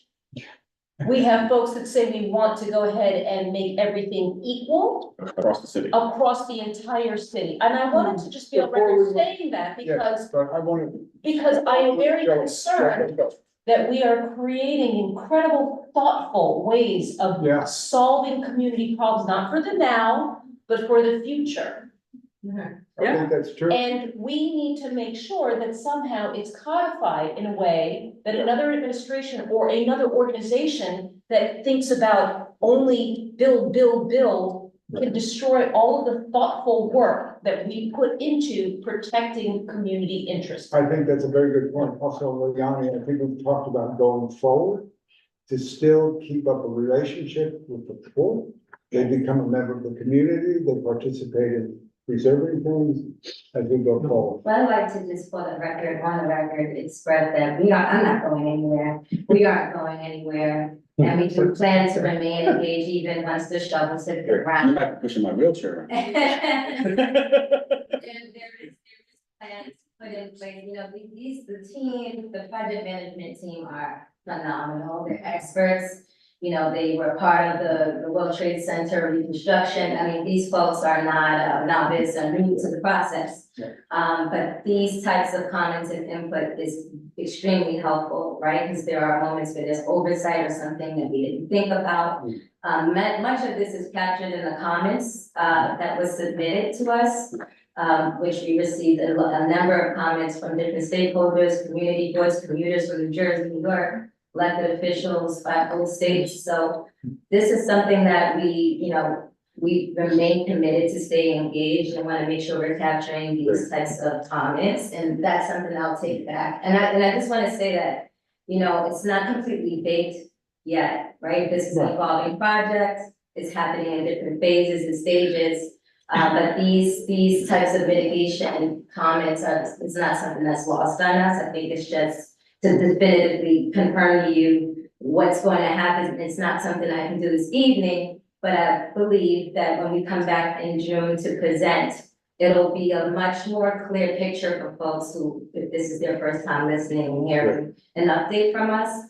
But in concert, as that's happening, we are going to still remain in close communication with you all and. Leilani, I did not mean the port wouldn't be there. That was more of a comment of administrations and our local elected. And thank you. Just not baked until we sign off on it. Just. So one final comment is that, first of all, Joe and everybody is doing a fantastic job. I'm just like the speaker for the group, right? But we're battling each other and figuring it out every day. Yes, but one very important thing is that there is an election at the end of the year. And everybody's very concerned that where it be the wrong outcome, this project could be stopped. No funding. No funding. If the agreement is not signed. This is what happened with Gateway. So at time, we feel a little pressured, but yeah, there is pressure on everyone to say, let's get it done before a potential change in administration. So I think it's a very important. So vote, make sure you vote. I just would like to note that I think Leilani liked working with Community Board 4 and us so much during the pandemic that she switched agencies so she could be with us for the long haul.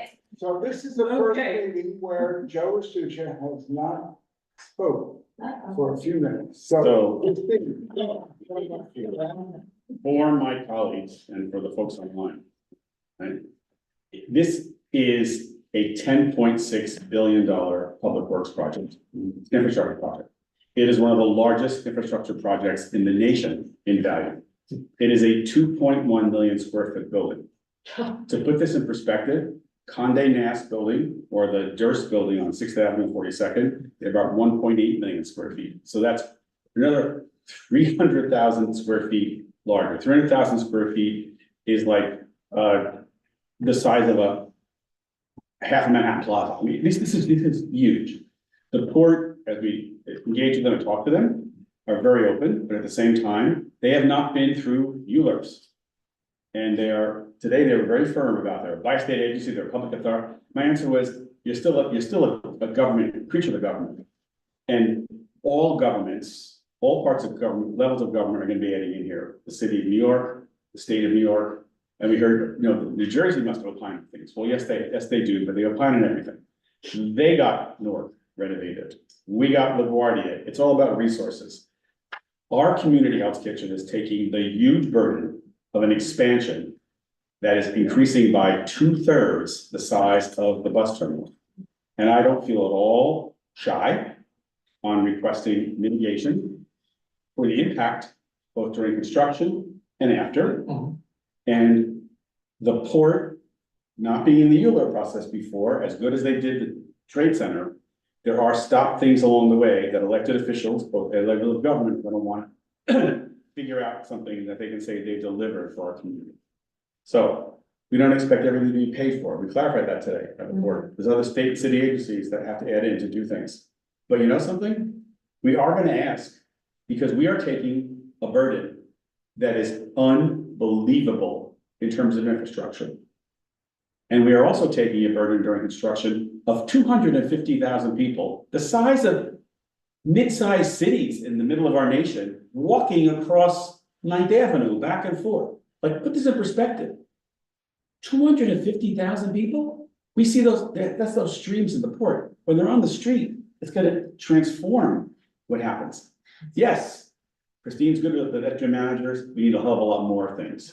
No, And- yeah. Right, I mean, no, I'm with you, I'm just like, that's what we have, 40 items that we Right. want. Joe, thank you for bringing it restitution. I just want to say in terms of, and it's about the scale. Yeah. We need to understand the scale of this is so over the top. Yeah. We're deep in the weeds of it. We forget sometimes where in the city of New York does a building go from 8th Avenue to 9th Avenue to 10th Avenue? 3 city blocks To wide? 11. To 11. It's thinking about larger than the width of Rockefeller Center. Yeah. It's bigger than Terminal 1 on Kennedy Airport. Yeah, so the scale of that means Terminal 1 Kennedy Airport is dropped down in the middle of Hell's Kitchen. Yeah. And no, we don't need to be shy, we need to be safe, we're gonna do a little bit of this, a little bit of that, around the corners, throw a few trees. This has gotta be a major give. And I think in working with them, they understand, yes, but they're still a little bit shy about understanding that it's not all on them. Other agencies have to add in here. Yeah. And so I don't feel shy about saying to the state, if we want a housing site, then HCR from the state has to put funds in, or HPS, like, we have to say, everyone's gotta contribute, because we're getting a huge burden. So we don't want you to be shy. No, Joe. It's also the historic resonance of all this. Right, exactly. Everything was wiped out, thousands of people. Immigrant families. 1938, So that's echo. 38, 51, and 74. So, Chris, Joe, thank you so much. Restitution is incredibly important. Remembering the families that are no longer a part of Hell's Kitchen, because they're forcibly removed for this public works project is incredibly important. And just for the scale of what a CO2 footprint is for 250,000 people coming in and out 5 days a week, we're talking about over 1/3 the population of Boston, half the population of Baltimore. It's a massive metropolitan, it's moving state. Right, and that's not lost on us, but there absolutely will be some interagency collaboration happening, with multiple, And I'll comment, holy shit is the one that's kind of interesting for tonight. Leon. Thank you. Christine, thank you again for that. Thank you, and thank you, everyone. And now we come to a very small term. So now we're talking about, I'm sorry, we don't need to vote on anything except to thank Christine and Joe. And Thank you. prepare ourselves. Thank you, JD. Gird your loins for June 12th. So City of Yes, as you know, the mayor has 3 large-scale proposals to revamp kind of the government structures. We had carbon neutrality. We then had economic opportunity, and those came through the 2 different land use committees. We are now faced with City of Yes housing opportunity, which is technically going through HHHS. And DCP presented to HHHS last week. 3 hours. So 3 hours we were there, we didn't even get through all 44 slides because there was so much conversation about it all and. That's at 39. We got up to 39, so we were close. The process is that both land use committees will then gather input to provide to HHHS to incorporate into the letter. It will go to full board for additional commentary. It will be an outline structure, because of the timing of the approval process. Executive committee will then approve the final letter itself. And then full board will subsequently, approve by ratification, approve the ultimate letter. So we have a couple of steps in this process. I will say that the 3-hour presentation was quite elaborate. A lot of the topics that came up were about how do we protect the special districts? How do we balance this concept of a citywide approach to a very localized, how does it impact our neighborhoods, our streets conversation? JD has come up with the term, this is a city of yes, but the neighborhood of no. So we are cognizant of the impact of the very neighborhood focused attention to a large scale proposal. So I'm gonna turn it over to Joe to kind of do some top I line. just amend that, I think we're the community, there's a better way to do it. Yes. We have never historically been the community of no, the community of let's make a deal and figure it out. There's a lot of our communities competing for that. So I'm those go gonna, different can I turn it over to Joe to do a Just comment on JD's thing. We're not necessarily a city of no, but. I'm sorry, that was a joke, okay, everyone, that was a joke, we don't have to have a conversation about that. Let's move on to the presentation so that we can have the presentation, because if this takes us as long as it takes us, you won't. we're gonna be setting our alarm. I just wanted to know, because you said in the opening that they focused a lot on specifically our community. A lot of They the do not. presentation was really focused on what they were fixing around this entire. What I said was the conversation was around a lot of the protections of our community. Members of HHHS were very vocal to make sure that we protected our community. What I said was, it's a large scale presentation, the conversation was around how do we protect our neighborhood and how do we address, as Joe just mentioned, we are very accustomed to working towards solutions. And we focus a lot of our conversation on those solutions. So I preface that with a lot of the issues that are on people's minds tonight. We have talked about. Understood. So let me just note that the presentation we got was thorough. However, in hindsight, we had asked for the presentation to show us in advance so we could get some comments on it to help shape it. About more than half, 60% of the presentation was not about our community. And that took up a lot of time. So that's, although I understand the specific things like, yes, there's parking regulations being changed. Well, those already changed in our community, right? Accessory dwelling units in garages and basements, all things interesting, but not our community. And we had a lot of conversation, but a lot of presentation about that. And it was only in the last hour that we then talked about things that affect us directly. So that is a start that we have an issue with city planning, because those are the things that people care about the most here. So let me give some broad top line things. The first is that in general, there will be a new program called Universal Affordability Preference. Yes. Yeah. UAP. And that takes almost all residential zoning districts and just adds more bulk and height to them. If you are creating affordable units up to 80% of AMI, right? Which is like the sort of moderate, high-low, moderate. 60%. AMI, no, it's 80. It is it. Okay, 80, right? So that in general is a good idea, right? Up 80% of AMI. However, it is a brush writ large across every district in the city. So that's a problem, because when you come over to our side of Manhattan, on the west side, there is a complete and total amnesia in city planning that we did this already in our special zoning districts.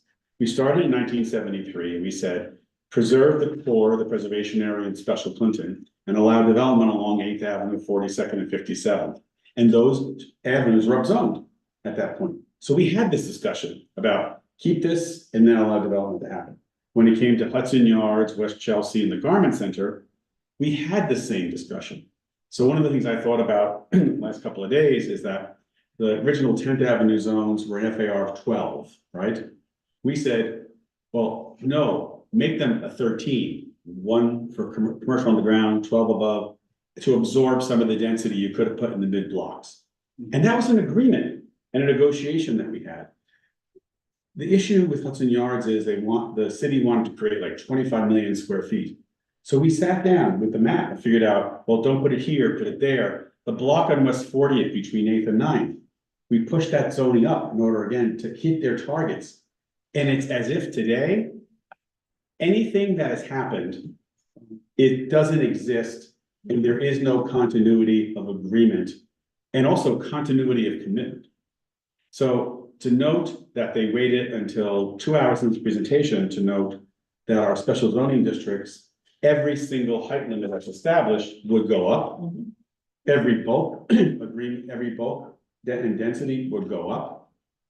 And then think there's not going to be any sort of impact from that is foolish at best, but blind at worst. So my concern in this discussion, because we got into specific things and we got off into some tangents, which is very good. So for example, there's something called a dwelling unit factor that limits the size of the units, how many units you can put in a building. There's a desire right now, it makes sense, to enable more smaller units to be built, because a lot of smaller households exist in the city. However, we asked them, well, if this is, their ask us, their proposals to eliminate it entirely. So we said, if that gets eliminated, does that mean you can have a building of all studios? And the answer was yes. Well, what community is all studios? And then people raised issues, well, you know, people a lot of times are sharing apartments and then they're with somebody else. Well, yeah, but maybe if you're sharing an apartment, you meet somebody, you get together, you maybe want a one-bedroom apartment, not a studio. Or if you're in that studio, you might be with somebody, have a child, or you, and when buildings become one note, like communities, you don't get this integration and diversity. And they actually went, oh, like that. It was shocking, right? It was shocking to me sometimes. Rachel, what was your impression on these things? Like, I was like. Yeah, some of the, based on what you said, like they have been in discussion in the past, but they seemed kind of surprised by it, which was surprising to us. I don't know. Like you said, it was a little bit blind or ignorant. It felt to me like there's a abstract idea being proposed without the real life consequences being considered. And especially when we deal with our districts, the special districts, or Chelsea, which is part of the original 197C, like it was a Chelsea plan where all the blocks were looked at. These blocks are going to be rezoned up, these are rezoned down. What do you do? What do you balance? Everything would mean that across Chelsea, where there's no special zoning district, the height and the bulk would be increased. And just because you can do it doesn't necessarily mean you should do it. And to do it, especially for me as an affordable housing builder and provider, to say it's all about affordable housing, I feel like we've gone, the needle's gone from here, where the city didn't care about affordable housing, to say that's the only thing. And the truth is, yes, we need more housing and more affordable housing, but we also need a livable city. Can I add a caveat to what Joe was saying about all bulk and height gets removed? Their response was constantly, well, only if you do all affordable. So they were using this argument that we're building affordable housing. Not all affordable. Whatever you add, right, the incremental increase of that is going to be for affordability. So So before you question, let me just give you an example that I connected to tonight when we saw the presentation of 343 West 47th Street. That building started out today with an FAR, maximum FAR on the preservation area is 4.2, right? That building. How tall is that for people watching? The 4.2 FAR on a 25-foot lot gives you roughly a 66-foot height limit. Thank you. It was backed into. It was, if it's a tenement, how does that work, right? But that building was even less, because that was a brownstone. It was 2.92 FAR, or, 1.98. sorry, it's just under 2, and now it's that's just right. over. Right, 1.98, right? And to make it 7 stories, right? It's now 4.0, 4.09. Yes, 4.09. It can't, 4.2 is the max, it was 3.9 something. Yeah, No, it's 4.09. Oh, 0.09, right? So now we have this where somebody had illegal demolition, and through this whole process of special permit, can go from now 1.98 to 4.09. Now, if I increase the density and the height limit in the preservation area in the mid-block, and have an ability to build 2 more stories. Plus bulk. That density of the bulk, The right? void, yeah. So I'm going, wait a minute, I have a smaller building. Not every building is 5 stories, not every building is 6 stories in preservation area. I have an incentive to figure out a way to add not 2 stories, but I can add 3 or 4 on top of a building. And if it's very shallow, that's an incentive for me to figure out, how do I empty out that building? Yeah. So there's existing limitations on just any type of demolition. Would those? But not enlargements. Okay, I'm just curious, like, how does that work in this process? You can add to the building? Yes. Today, if my building is built under the maximum density, I can, as of right, you can add. So you see all over the special zoning district, if people have a 4-story building, they may have added 1 floor, because they can get another floor on, right? Yeah, I've seen that. And it's very, and no big deal, it's a minor impact. But now if you can add 3 floors on, you can, or more, you increase an incentive for someone, an owner, to try to empty a building, because you really can't do that without the So building. you, being empty. you need to. You cannot do that construction without the building being empty. No, you can't, it is the requirement for adding floors on, you must have 2 floors vacant below you, but also just that's a DOB requirement, but just functionally, your value is gonna increase. If I have a 4-story building with 8 apartments, I want those 8 people out, because I can do another 3 or 4 floors. Or 5, you know, like, and on the avenues, 20% of it being affordable, and with 20% of it being affordable. only Right. 20% of it being. Yes, Chris. So let's talk about the real world consequences of tenant harassment, because that's what you're capturing here. Yes. That's incredibly important, because demolition by neglect is one thing, finding ways around to do a demo to get more FAR for apartments is another thing. In this particular neighborhood in Hell's Kitchen, we have a large number of rent stabilized buildings. We lost a lot to Airbnb. They're illegally destabilized, they're illegally converted, their market value now. On West 47th Street where I live, I have a lot of rent stabilized tenants that I represent on my in my tenant association. We have roughly 72 rent stabilized apartments out of 118 that I represent between 8th and 9th.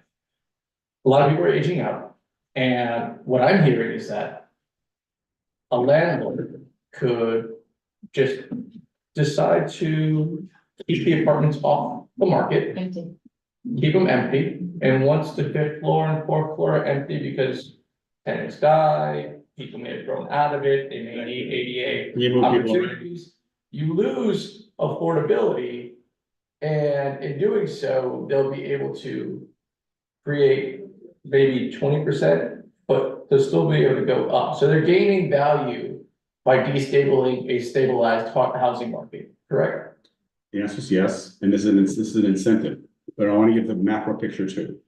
Throughout the decades in our districts, Hell's Kitchen, in the mid-block between 9th and 10th, in Hudson Yards, we've got Hell's Kitchen sub-district, we have protected the affordable rent stabilized housing by all these limitations and restrictions, right? And we added by saying, we as a community will upzone 10th Avenue in the West 30s. We will upzone 11th Avenue. So before Hudson Yard zoning, the FAR on 10th Avenue was an FAR of 5. Before, in further blocks with an FAR of 2. We said, we are working with you to upzone those avenues, and guess what? When we upzone it, we get affordable housing built as part of the inclusionary housing. It's part of the inclusionary housing plan. We went to the city of New York, our community board, and said, 11th Avenue, we want it upzoned in 2009. So we said upzone, and we have now gotten affordable units either built on-site or off-site as part of the development happening on 11th. We did this already.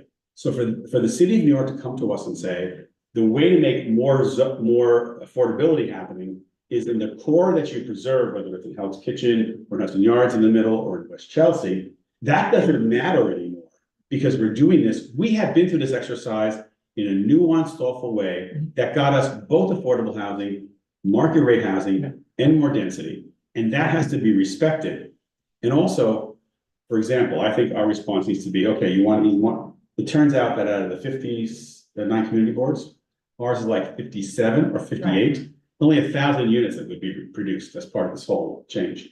And Joe had specifically asked about the rent stabilizing too. Right, and so we, I mean, Brian, I have a question. no, so there's a table in the DIS. Yeah. And I will get it and send it to everyone, What right? we will produce. About all the community boards and what the rough idea is, how many units will be produced, right? We're at the bottom. Do you know why? Because we've Because already. we already produced. We have produced the most number of rent stabilized units and affordable units in the city of any community board for like 3 years in a row, right? So my response is, I think we should consider, when we respond to this, let's tell them where they could rezone that we've asked before multiple times to figure out a way to get those 1,000 units, because the truth is, between 11th Avenue and Hudson Yards and the West 30s, the west side of it, it's in our affordable housing. So just to follow up, because one of the things we talked about at the meeting too is to say, okay, we have these special districts and almost 3/4 of this community district is within special districts. And so let's make the special districts different from the rest of the zoning that's going on, because they are having a hard time struggling with taking a citywide approach to something and carving out a lot of examples and making unique specifications. So my suggestion was exclude the special districts. And we can work within the special districts to change different formulas and. Exclude special districts that have actually been rezoned, but reduced housing. Right, but the notion that we take special districts out of this because there But are. not citywide, some are like, no, some of them are like the wetlands district. But we could say it's special district housing to districts. prevent any change whatsoever. No. Some of them around the city, which is what these means. We care about what we got from this committee. I'm sorry, what? We can find. I'm just speaking to the shit, like, this is not a citywide thing, we're saying specifically, are there different? And the context of different is that they were actually created as part of overall plans, which produced a lot of housing. And if your community board around the city has used them basically as a stop of any change in the neighborhood or to stop any new residents, which has happened. Where's that? That's not what we want to be involved But with. the struggle, no, hold on, the struggle is this, the struggle is this, within, the struggle is this. Anything. We're not. Within. Hold on, one second. Hold on a second, Paul, 1 second. This is an important thing, because I understand this as an idea, right? Forget the abstract for a second. I actually, at one point, really a long time ago, but it was painful, I read all the special districts in the tens. There's like the Atlantic Avenue Special District, which is about storefronts. It has nothing to do with housing whatsoever, and has no impact on it. There's the Jamaica, and it's about the wetlands. There's ones in Staten Island, they're not about it being exclusionary, they're about a special like there's a convention center or some exhibition hall in Staten Island.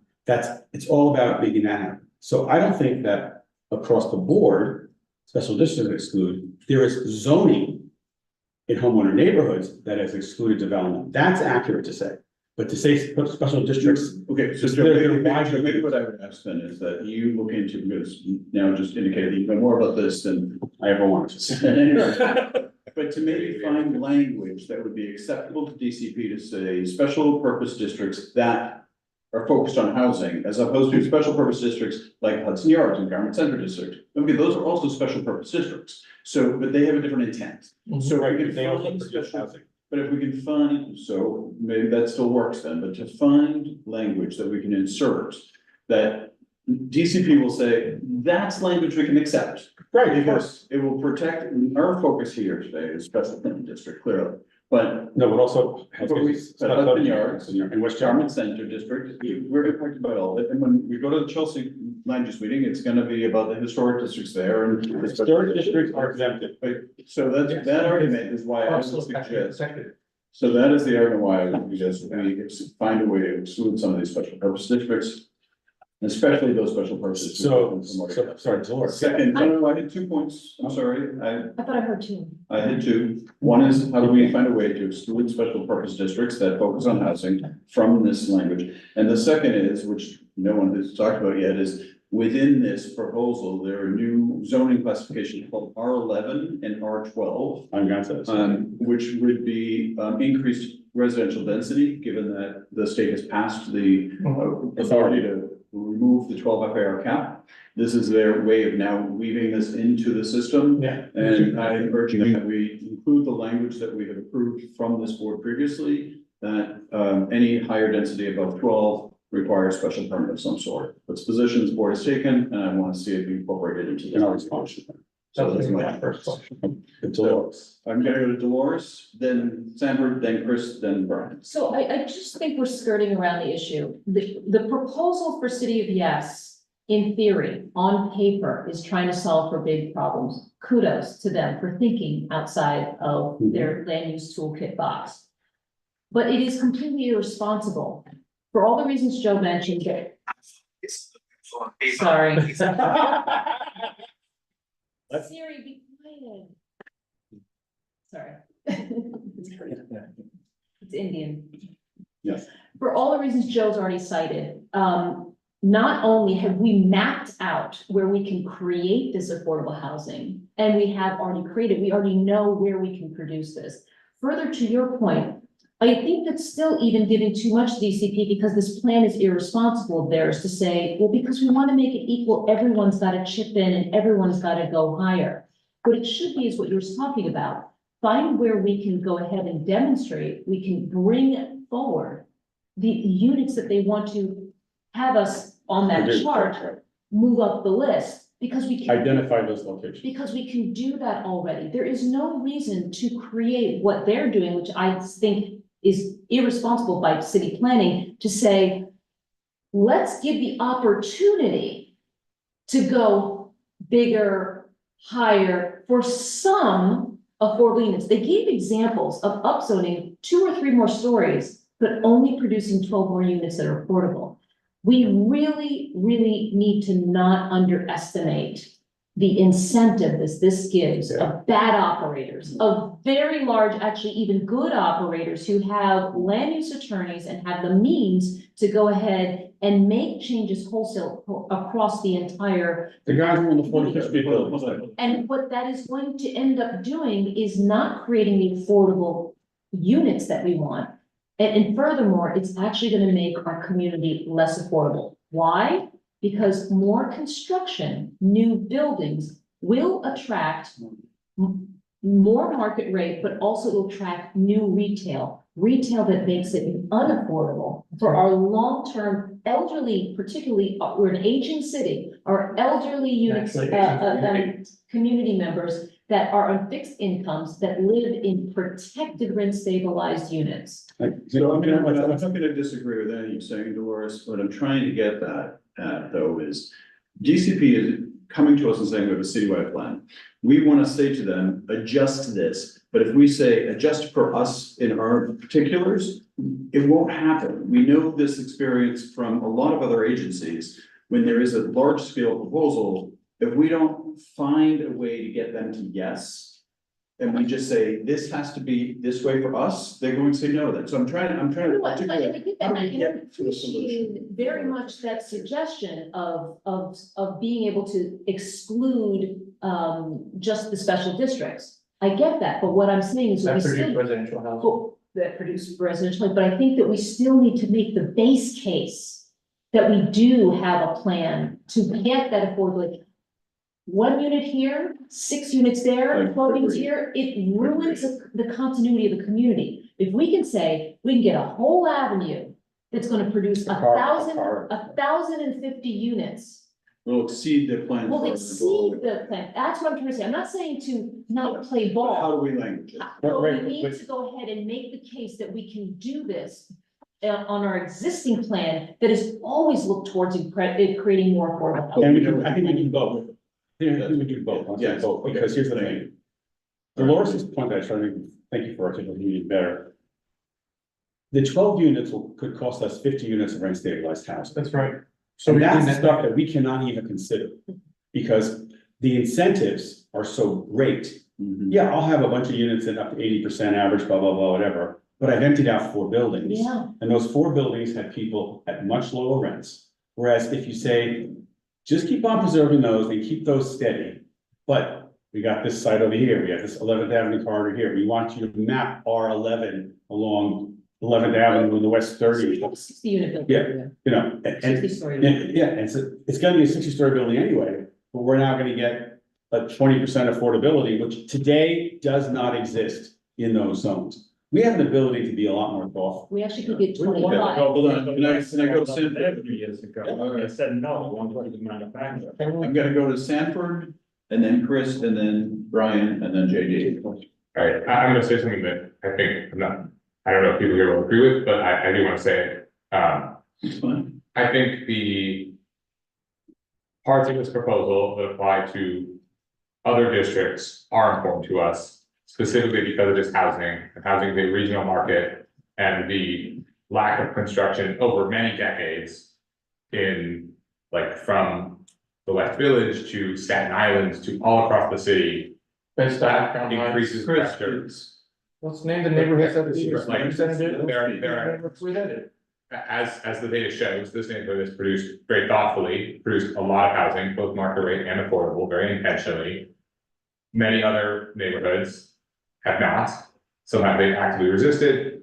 And end result has been almost zero home construction, in many areas throughout the city. And that really does affect us. Like, it's not just oh, that's a bad policy thing. That directly drives up prices across the entire city. The housing market is regional, is across the whole city, arguably is even a little bit beyond the city, but for purposes of this plan, it is the city. It's not like, when things are not built in other parts of Manhattan, or even Brooklyn and Queens, or even Staten Island, it does, like, those people go somewhere, and it drives the prices here and everywhere else.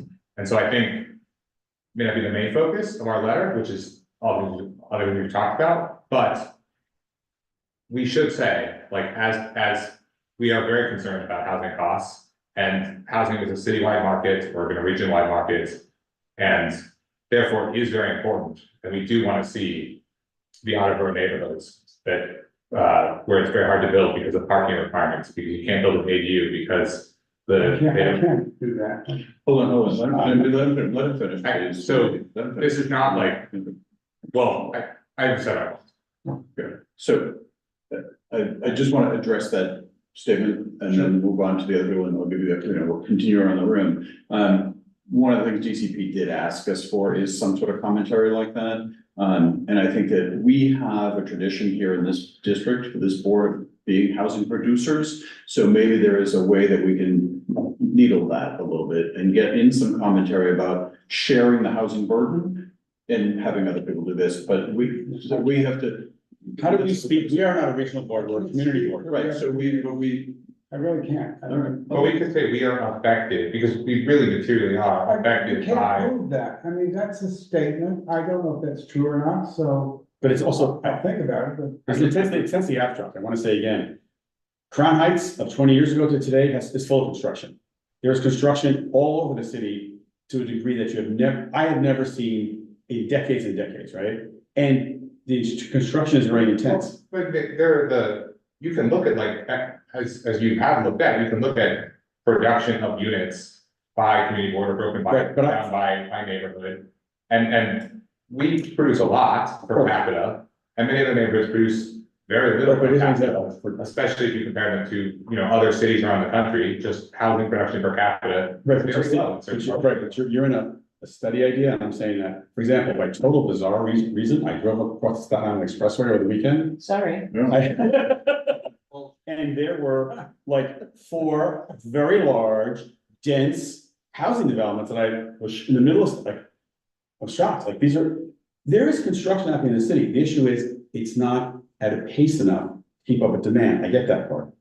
However, I think the abstract part that I cannot agree with, number one, I think our board should be opining on things that have no direct impact on us. Because we don't understand, no, but we don't understand, we don't live in a homeowner, we don't live in a 2 or 3 family homeowner neighborhood. We don't understand the impact of accessory. By the way, I personally think that it's a good idea, but I don't have the right to opine for Ozone Park or Cambria Heights or Sheepshead Bay. Well, just like they were talking about the West Village. Well, we wouldn't want them to. I don't find this not ours. We don't like when they. These sites out of West Village do move. They're mostly in a historic district anyway, and they're exempted, so it's not even. All New York members speak on those community boards and advocate there. And the other thing that we could talk about some of the issues that they impact, like transit-oriented development is something we already embrace. Right, so transit-oriented development is something that's at a city-wide scale that we have here in our district. So maybe we can find some ways to incorporate some of that language that we experience. Yeah. So ADUs, I agree, they don't, It's really not. but transit-oriented development. And for example, one of the other items I mentioned, was shared housing.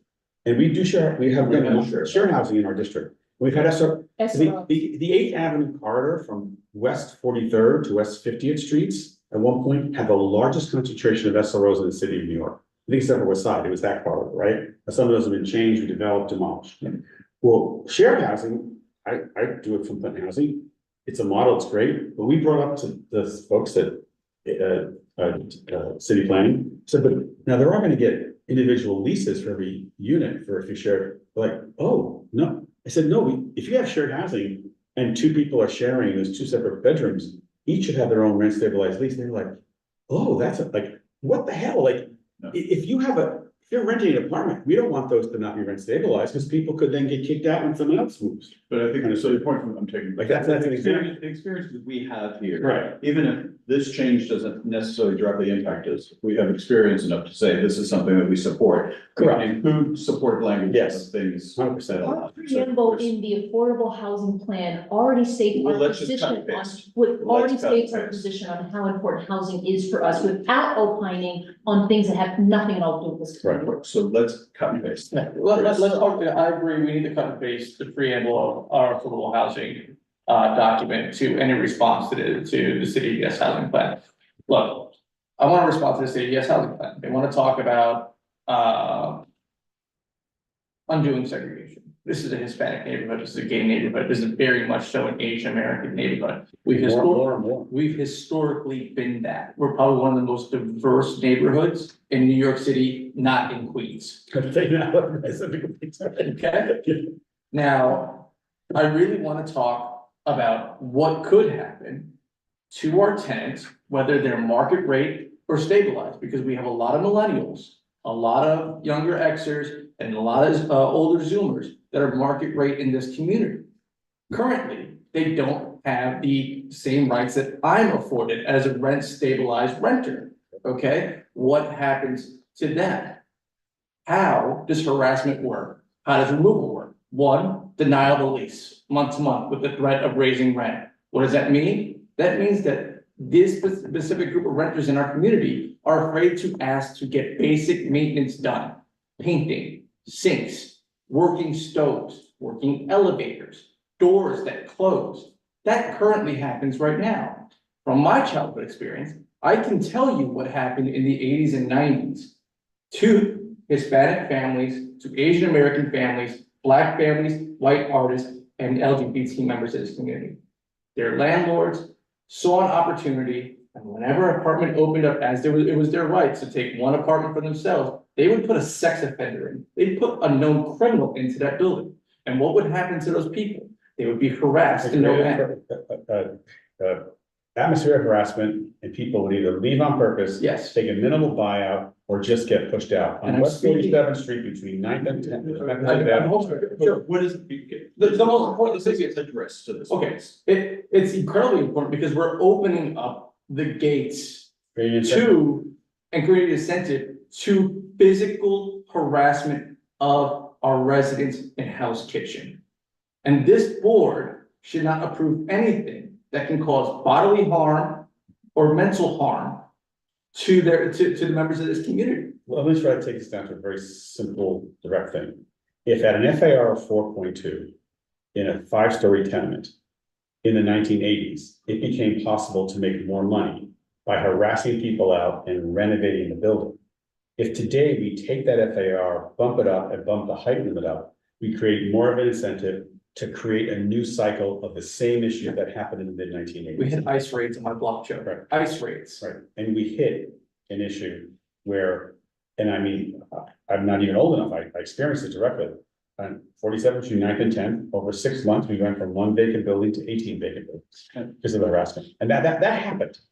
I don't think anyone from city planning, sitting here, did any look or study. They did their abstract market sort of stuff and idea, as opposed to how this has an impact on people's direct lives. So let me just give some specific numbers, I think that'll be helpful. We talked about Clinton Special, but also we have the Health Victim Subdistrict between 9th and 10th, at the West 30s, right? And that was specifically negotiated to be R8A. And today, R8A has an FAR of 6. It has a street wall height of 85, and then a maximum height of 120, right? That was a big issue for us to try to get a lower building, right? And a more neighborhood-centric building. So you see the new buildings on West 35th Street, for example, between 9th and Dyer and 10th. 37th Street, where Brooklyn Fair is, that building in Montana, right? That's an R8A building. The original proposal was for R9. R9 buildings are what you see along West 43rd and West 44th between 9th and 10th. They're taller, right? Well, this proposal says, in general, that the 6th FAR goes to 7.2. That's an R9 FAR. The height goes from 85 to 105 for the base height. That's an R9. at the street wall. And then the maximum height goes from 120 to 145. So now we're talking about buildings that have grown 2 stories, but they're adjacent to 4 and 5-story buildings. So therefore, they have an impact on those 4 and 5-story buildings. And we need, as we manage this whole thing, this will also affect Chelsea. And great parts of Chelsea are not in historic district, but they're part of the Chelsea plan that was rezoned. Bob, when was this? Is that Kirkland on the board? Before Bob? We're revisiting that. Right, I mean, this whole thing, so that means that block after block would be affected. And especially in the West Chelsea Special District, where we went sub districts A through G, can't tell you that's not, no. This height there, that height there, change this here, do whatever, in order to get the overall change to make the whole thing work. But now we just say it doesn't matter. So how do we do it? What do we do? And it's not gonna just be us, we have, from the health kitchen side, we have this work for Chelsea. So you're arguing again for excluding special purpose districts? No, but it's also. But there's a part of Chelsea that's. The majority of Chelsea is not districts. Brian. Oh. I remember the pecking order. Pay attention. There's been so much conversation, so many points. Back to what Sanford was saying, just, I know you redeemed me, but the headline today was Q1 2024 construction report tallies record breaking 19,819 residential units and hotel units in Q1. So there is a lot of stuff being constructed around the city.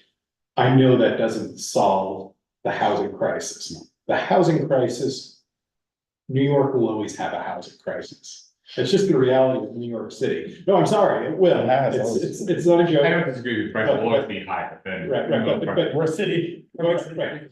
So, you know, so the thing that is troubling to me with this plan is that, again, it operates in abstract. And one of the abstractions that it operates in is numbers of units it generates. And we are all in favor of generating more affordable housing, more housing overall. But my concern is it doesn't address the quality of life of our neighborhoods and cities. And you heard it from the first item on our agenda this evening, the concern about the building going from its current, what is it, 4 or 5 stories to 7 stories. That is significant to the quality of life of all of us. And, you know, I think that what Paul's been discussing about protecting Clinton Special District is great. I live in the Garnet District, which doesn't currently have housing as a part of it. And I will tell you that. Except in the blocks you live in. Except the blocks that I live in. But I will tell you what, one of my concerns about the Midtown South mixed use plan coupled with this plan is that we're not going to get the adaptive reuse conversions that we're all saying will facilitate housing in the neighborhood.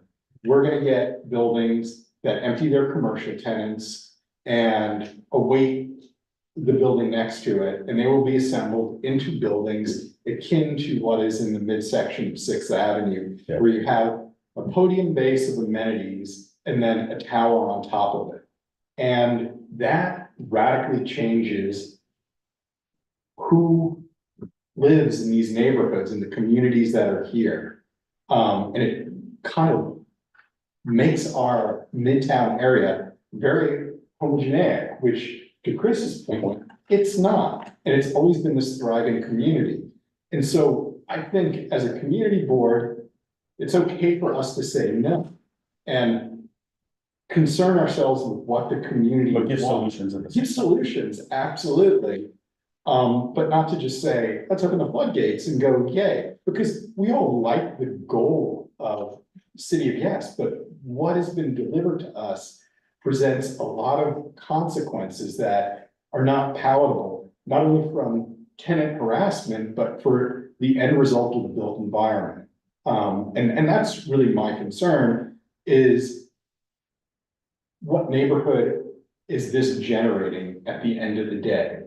And it's not about the abstract number of units, it's about what we have, how we can add to it, and the people who live here. And so Can you write those 3 sentences and send them to Joe to put in letter? We have it, it's Everyone's- recorded. It's It's great, no, well, So what's been brilliant is that, I mean, honestly, our recordings have made the work of drafting letters so helpful, because you can go and listen to these pieces. and- Joe, you Right, you hit- hold- just like hit no on- idea what just you said. hit on the smaller units, meaning apartments for Right. singles. And I think the one thing that just building on what you just said, that we really haven't we haven't spoken, I know. Can I Jade- call, know can I Jade's call speak- you next? But Can I call you I'm next? just gonna finish the sentence. We don't have an infrastructure in place. If we end up having massive numbers of buildings that only have studios, and the numbers of people that will actually, if we get it, that would be in the community, we just don't have Also, infrastructure. Can I call JD? Thank you. Sorry, JD, I apologize. he's used to I me. just have a couple of questions and concerns. One thing is, this is a Hell's Kitchen committee, so we're only concerned about Hell's Kitchen. But off to Walt's point and Joe's point, down in Chelsea, they also, so it's not just a special district, it's areas of Chelsea that we need to consider as well. My second question is, Chris, you can buy people on. Yeah, They don't have to. $10,000 is the going rate to That's put right. a Jesuit family out of the state. In my block on 48th Street, that seems to have been emptied out. Yeah. Wow, and it's being renovated, emptied out, easy to do. My third point, For a low-income family especially, because yeah, $10,000 or $12,000 is a lot of money. my other point is, I don't know what is causing the affordable housing crisis. There are large market forces in play all over the country. It's not just that there are not enough units. It's a more complicated problem, I think. And I think what the mayor is doing is saying, and our elected, it's a simple solution. Just build and you'll solve everything. You'll solve homelessness, segregation, everything. I don't think it will, frankly, because I think there are larger forces at play. Not only in this country, but other countries as well, especially in cities like New York, San Francisco, London, people want to live there. So I think we need to not just wholesale believe what they're telling us. I think we need to look into those larger things first, or at least I do. And the other thing is, as Joe says, I cannot vote for those people in Queens. I really can't. I mean, I don't know I live in what's best. Queens. Yeah, probably. In an all-one district. R1. So my other question, Bill, I don't have sewer. my other question, I'm sure this is a stupid question, but we have a special district. We have, it's in the city charter. Districts. I'm talking about the West Kitchen, The Clinton district. student special charter, 50 years. And suddenly Dan Garodnick and the mayor can go, it's done, it's out. Is it that simple?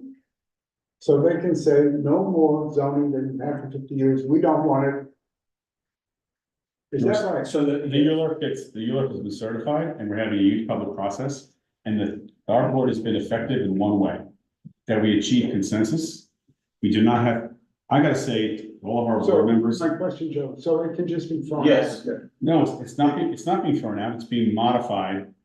it is being thrown out. Let me stop for a second. The central, like, features of our district are being thrown out. The zoning. And not the zoning, no. These are pieces of text. So the point of it is, it's still gonna be R8, but they're changing what R8 You're means. moving the goalposts. Right, and so when you get to Chelsea, where there's no special district, it's just, the goalpost just appear, like R8 becomes R9, R9 becomes R10, that kind of shit, right? So it's not like they're wiping anything off, but effectively making enough changes in the name of social progress and equity. I really got pissed off when they presented this as solving homelessness. Yeah. Our problem with homelessness, and I know this as a practitioner, and I'll tell them blue in the face. I was told by DHS 4 weeks ago, you're very passionate and pushy. I'm like, yeah, but no shit, right? We have a mental health crisis that is, our homelessness issue is predominantly people with serious mental health issues. And none of this is helping that, They because, can't move them into an apartment if you're not apartment ready. right, And my last point, my last point to consider. After this last point, Rachel and Sanford. Sure. And is then I'll that- call on you again. No, I don't have anything else to say. No, well, To the infrastructure, there are a lot of buildings in our district that were built in the late 1800s. So is there any consideration of the feasibility, the structure of these buildings? They're just saying, go ahead. Let whoever owns the building, you can do what you want. You have an example on your block, 435 West 48th. So Make believe the building's there and put a whole new steel structure inside and build. what protections, I live on the 6th floor, but what protections do I have? If the landlord says, I'm gonna put 2 floors on. Your prime target for. Well, they have to, It goes into a three. They have to- SRO. if they're gonna put 2 floors on, they have to vacate 2 floors it's below. lucky Kathy's too busy to do that. Well, anyway, it's a question about the historic fabric of the neighborhood. Is there danger to buildings? That's all. Okay, I have two pretty much unrelated comments. First comment is just in response to the, I guess, comment that the causes of high housing prices are complex. I totally agree with that. I would, I guess, point you to, there's a slide on, I've seen this graph in other places too, but there's a graph on the city gas presentation that shows like New York per capita housing production, I think over the last decade versus other American But cities. that's not proof. And it's not just, there's no proof, but we are living in a world of. I'm sorry, can we stop the cross talking, please? No. That was the first time we did it today. Please. That's good. We, with zoning and land use decisions, we don't know the outcomes that will happen. We have to base our decision on our intuition and our judgments. And my judgment is that one of the factors, not the only factor, but an important factor, is lack of construction, primarily in this district, but around the city. Okay, that comment out of the way. Other comment, pretty much unrelated. I do think the SRO stuff is great, and yet we also don't want buildings full of just regular studio apartments. It's crazy. And this neighborhood would be, I think, a fairly logical place, and historically was a neighborhood that had SROs and was a welcoming place for basically single and low income people who enter the city, who currently are very ill served by the existing housing options.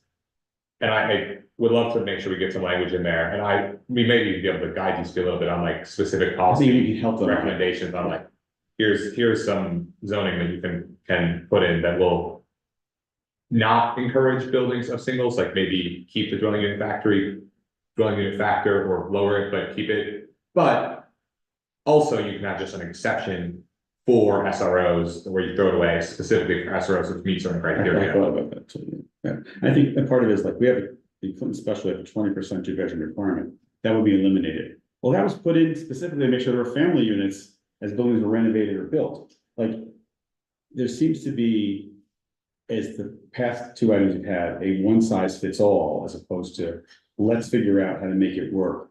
And I think the other part that's a reality, that's political reality, is that we have homeowner neighborhoods because we have council members across the city out of 52 districts representing homeowner neighborhoods. And I don't think as this progresses, the homeowner neighborhoods are going to be just happy dappy, everything's fine. That's what we have to write in our letter. No, I mean, no, but it really is, because the truth is that, I'm sorry, if you live in those neighborhoods, our city is not one note. Where Bob lives is, you feel like you're not in the city, but it is the city. Staten Island Expressway, you're definitely not in the city, but you're in the city. It's a vast, complex city, and the idea that this is the brush we paint with and everything's the same, and then the community board that has worked diligently for like 40 years to do production of affordable housing, is said, Yeah, that's a problem. let's make Riverdale look like Midtown Manhattan. Right, next is Rachel, please. Yes. Thank you, Paul, for trying to keep this in order. It's I great. think the more we discuss it, the more reminiscent I am of the meeting we had last week where there was a lot of back and forth and contention. I just wanted to echo and respond to some of the points that are raised by our fellow members here. I think agree with JD that we don't know what causes the housing crisis, but I think what we do know is that there are real impacts that we are feeling. And I think what Sanford and also Roberta mentioned in the meeting is that the younger generation, you're feeling it, we're gonna continue to live it. Like Brian said, housing crisis is always gonna be there. As long as we're planning on staying here, we're gonna be affected by it. And we're a generation where we're not gonna be able to afford to be a homeowner, right? So just wanted to echo that. Another point I did want to mention is that I know we're really being, critical and rightfully so about the whole City of Yes plan that was proposed to us, but I did want to acknowledge, and I think we did acknowledge as the housing committee too, that the presentation was really thorough. We did acknowledge that it was an ambitious plan, but it's a good start. And they did try to tailor the presentation to CB4. So for those weird slides. The reason why we couldn't get to that portion was because there was a lot of meat in the beginning portion and there were a lot of questions that interrupted the flow. So I just wanted to kind of acknowledge that because there's a lot being said. But if I were working with the Department of City Planning, I would not come to this board and start out with a lengthy discussion about accessory dwelling units. I would have said, here's what it is, top line, top line, top line. But we know that your district has these major concerns. Yeah, And we really get bottom into line, this. Something in terms of general. Sure, I'm gonna ask you another question then, in terms of this, I remember the other City of Yes response, they had every category in tranches, and we said, in number one, yes, with caveats, number two, absolutely not, number three, no comments. So can you look into whether they have an anticipated response format that we can maybe? So one thing is, no, they don't, this one is more complex, right? But we are gonna get this by the middle of next week, the latest. The framework will go out to all the housing committee members, and I think we send it to the land use committee members too. Yep. So everyone can apply on that, like just to kind of add in, because the framework, the really weird part is because of the timing. We can't get to the final letter by June, it's gonna be by the exec committee end of June, so we gotta get this going. And I've been watching and taking notes from the video, like trying to get this down. And the real problem is we got to the end, but we didn't spend the depth of time we needed to spend. Not for the special Not for the district special portion. district. I agree We with did that, not. yeah. And like, I still don't know, like, I read the text, right? Oh, I read part of the text, the 970 pages. I don't know a lot of times they cross out by reference. I'm like, okay, that's the reference, but what is everything replaced by? So let me ask another question then, Joe, in the process, and I'm gonna go to you. They did say that if we sent them questions, they Yes. would send us answers. Right. Our goal is to do that. If there We were could add more questions. any more questions that people feel like this wasn't really addressed either in the presentations or in our conversations, we can send those questions in. And the last time we went through this, they were pretty good about it. And They actually appreciated it. yeah, And their presentation is in the Dropbox. So please look at it, go through it and send comments. I just want to know To me and Maria. but think about the questions we want to DCP. That's right. As opposed to a commentary on the structure of that resulting neighborhood, right? Well, that's important right here that we have those. It's good, it's good, I'm not saying, I'm saying that's good for our commentation, but think about a question. But that is specific that is to a the- question, But frame it as a question. right? Okay, I'm gonna go to, and then. I just want to respond to your point about breaking down the proposal into specific pieces, so I think there's something very critical to that. Just that I'm looking at the presentation that DCP gave us, and on seems like slide 5, page 5. I'll find the slide maybe later, but there is a slide where they like specifically. Right, nice. This is the list of, I think as they conceptualize it, each one of these highlighted items is like a major policy block, so I would suggest that we. Yeah, so we can use this structure framework it, as sure. well. Structure it that way, great, thanks, Brian. For the items that are pertinent to us. Yeah. So in the So I should question, pick up, but Right, I this- agreed to before. yeah. This is just a comment, Sanford.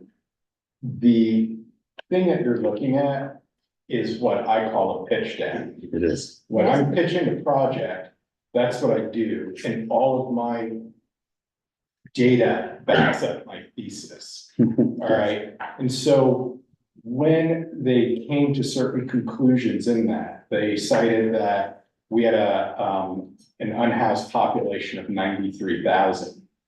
All right, now that 93,000 number is a composite number of those in shelter plus the influx of migrant. All right. And street homes. Exactly, so that's one thing, and it's sort of like, are we trying to answer in the City of Yes, the ongoing Asylum seekers. Asylum seekers, yeah, that's one problem. The other thing is with the. I haven't been following this other than just reading the stat. No, I understand. The other thing is the chart you looked at, which is the per capita data. All right, again, charts are designed to tell a specific story. the reason that there's such a surge in housing in other states and stuff is they didn't have the same amount of housing that New York has built. To begin with. We are a far denser city, and other cities are now saying, hey, we don't need to be commuter suburbs anymore, we're gonna start building transit and stuff like that. So it's just, they're starting to catch up with New York. So it's not like we've been. They're also getting wetlands and parklands, so they have Yes. boroughs that you could never build on. Exactly. To make the number look lower than it is compared to the whole. Exactly, so that sort of tells a different story. So, and I understand why they're doing it, they're trying to make a point. But at the same time, it's like, we need to, just going back to what everyone said here, comment about what our community's concerns are. And this isn't, we're gonna kill the city of Yes, this is, we're gonna look at the city of Yes and make it work. Rather than kill us. Yeah, then, yeah, that's all my comment. No, thanks, I appreciate it. And listen, I went through the actual scope report rather than going through their data. Like, cause I did so, yeah. you know, I looked. Scope report's much more detailed than this. Yeah. This is like the coloring This is report. colorful. But to Sanford's point about the way that they're framing it, the way they're pitching it, I'm also proposing that we pitch our response in a similar way. So it aligns with their thought process, so we're more likely to succeed in getting yes. That's, And we're very lucky that we have the affordable housing plan, because we can point to specific sections in the product, because that's all done by the calculations of the per square foot and the HPD stamp, like all that stuff. And we can get X thousand unit, 100 units here, whatever, and really say that's our response. Well, my concern is that taking that approach can be lumped in that we actually are okay with the city of Yes, despite, no, hold on, despite the impacts it will have in actually building affordability across this community. And this is why, it's because we're going point by point, we're saying, oh, here's what we see here, here's what we see here. We're responding to them and we're not saying wholesale. As Brian was saying, is it's okay for us to say no. But to then say, we recognize this is a problem, we always recognize this is a problem. This is how we can produce this. Again, working on the suggestion that you came up with in housing to talk about excluding the special districts that can produce housing, and then to demonstrate, I'm repeating myself, demonstrate that we have a blueprint. If the goal really is to produce more affordable housing, to solve these problems, to solve racial inequity, which is one of the things that they think that they cited that they would solve with this. And more. And more. If that's the goal, we can, as a community, demonstrate how we can figure that out without having to go ahead and not end up with the unintended consequences of our conceptual way of living changing, of not having the infrastructure, all those things. And I'm not saying the whole thing say, no, we can't because, to say, yes, we want to, and here's how. that's the language, because that's what we always say. Yes, we have want a to, housing and plan. here is We are how. the leaders, we're recognized as one of the leading community. We actually really are. So I didn't make that up. we can use that language, or we use that language as the framework for how we go after this housing opportunity plan in the city's for. So I think that makes sense. Elaborate on that one way. We represent here this community. We should focus on this community. And I think we should focus on the fact that this community wants a certain community, a certain neighborhood, which has affordable housing, and this is what we're doing. And maintains our diversity. And it's always wanted to. So I think we need to focus on. That's in the CB4, but not in Hell's Kitchen, but not in Hell's Kitchen, which is this committee. This committee, yeah, right. Well, actually, We're planning on this community. this committee is contributing to the board letter, how housing's pulling it together, and we're gonna have a lot of diverse input from other committees too, trust me. I'm sorry, what I'm saying is, I think we should focus positively on what this community wants. I would guess that most 99% of this community does not want this. My guess. So. Well, elements like the shared housing, I think we can all embrace. How it's done, is the important part. But I think that's it. We still have- We have to be very specific. I don't think we should just be saying down a list, yes, this is something we can No. agree upon. Because I think if we're not pointing out the unintended consequences, one, we don't find ways to work with other agencies to solve them if it gets implemented. And more importantly, what we've always done as a board is we've been at the forefront, but created the blueprint for other communities to emulate how we brought affordable housing and also solved or mitigated against some of the. An example I problems. brought up is in the shared housing, we don't want to have conversions of regular, let's say Exactly. apartment buildings, because that will drive out and get rid of family units. Yeah. Whereas, okay, if not, maybe that's new construction, and then how do we do these nuanced And you things? mentioned construction. Right. We haven't even talked about it. Now, again, it's not part of what they're talking about, but there is the possibility of parts of our neighborhoods being constantly under construction. That drives people out. More than today. And it also drives out affordability because you lose retail. What I'm saying is these are things that I don't think that we should not be adding. They're commentary, however, with the theoretical plan that they're giving us, without that commentary, they don't recognize where they can make it better. And I think that's how our letter should be focused on, not by going point by point, which gives an opportunity for them to say, Community Board 4 is in support, because they've given us the outline to these specific areas. But Community Board 4 says they will help to produce affordable housing within the community. Here's their game plan. However, City of Yes doesn't work for this district. But they have to look at, like, one of these for every single board in the city. So if we want to have our voice heard in that, like, enormous amount of information we have to deal with, not all of which will be necessarily like well-written or coherent, we should talk to them in their framework, and that still gives us a lot of freedom to, like, we can say, like, sounds pretty clear to me from this group, that the UAP as written is not popular.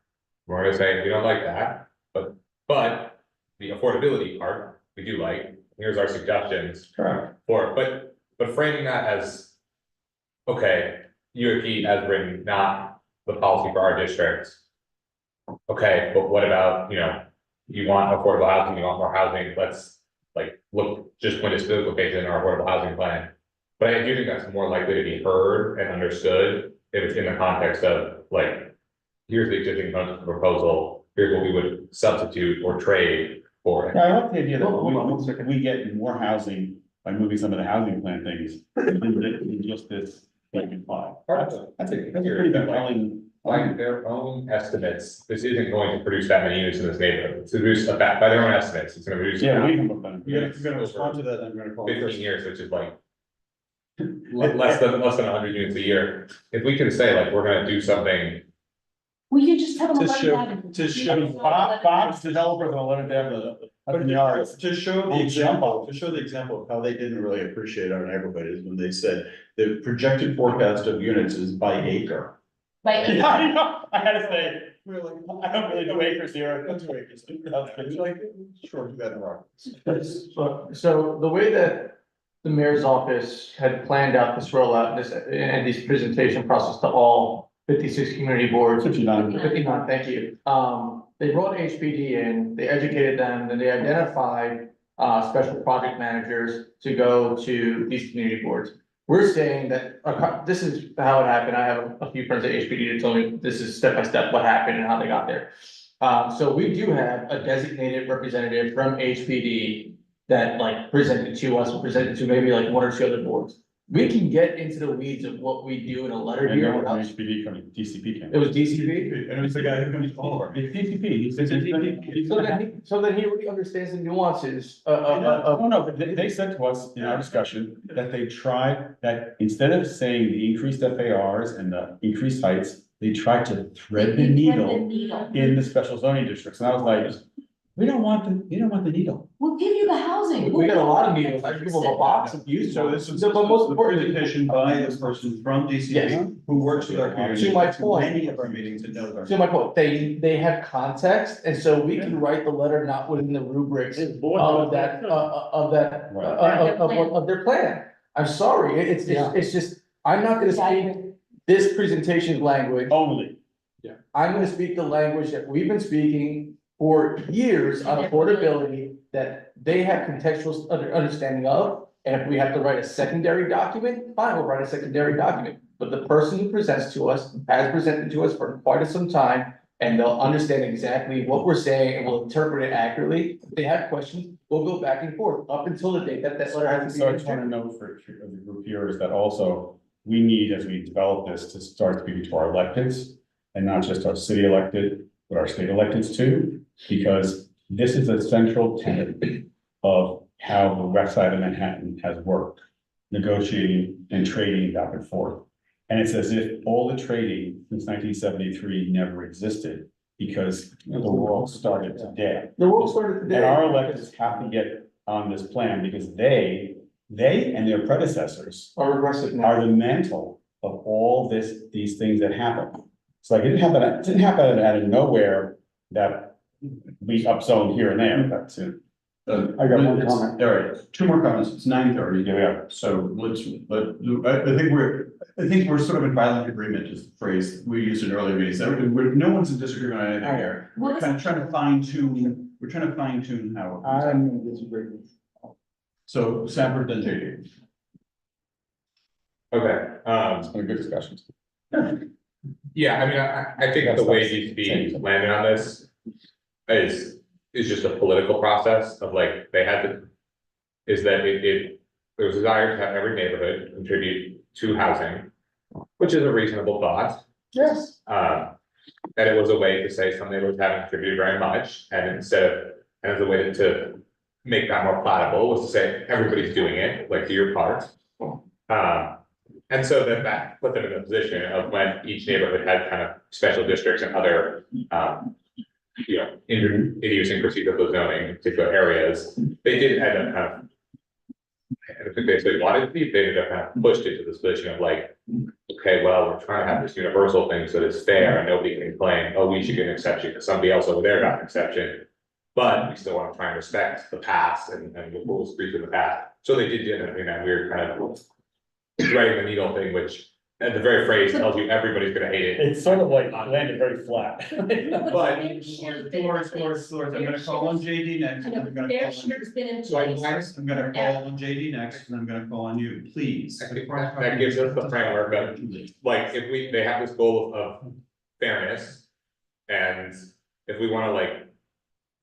I think I think I do agree with pretty much everyone here that our best response to that is. Okay, we'll give you the housing, like, we'll just put it somewhere else, and then you can go around and say, not that, let's see, before got an exception, or didn't have to contribute, they actually over contributed, they just did it a little different. Yeah, I guess if they wanted to do that, it could have said every community district has to produce X number of Exactly. affordable housing.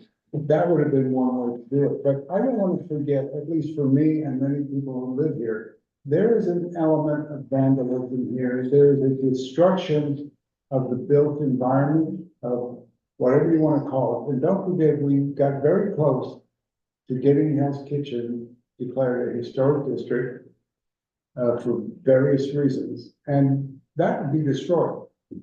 So I don't think they thought of that, and that's an important consideration, I think. Maybe they did, and they didn't want it to happen, JD. Well, maybe, but I just want us to also consider that. Because saying everybody's got to do it, well, what if there's some destruction to a historic district?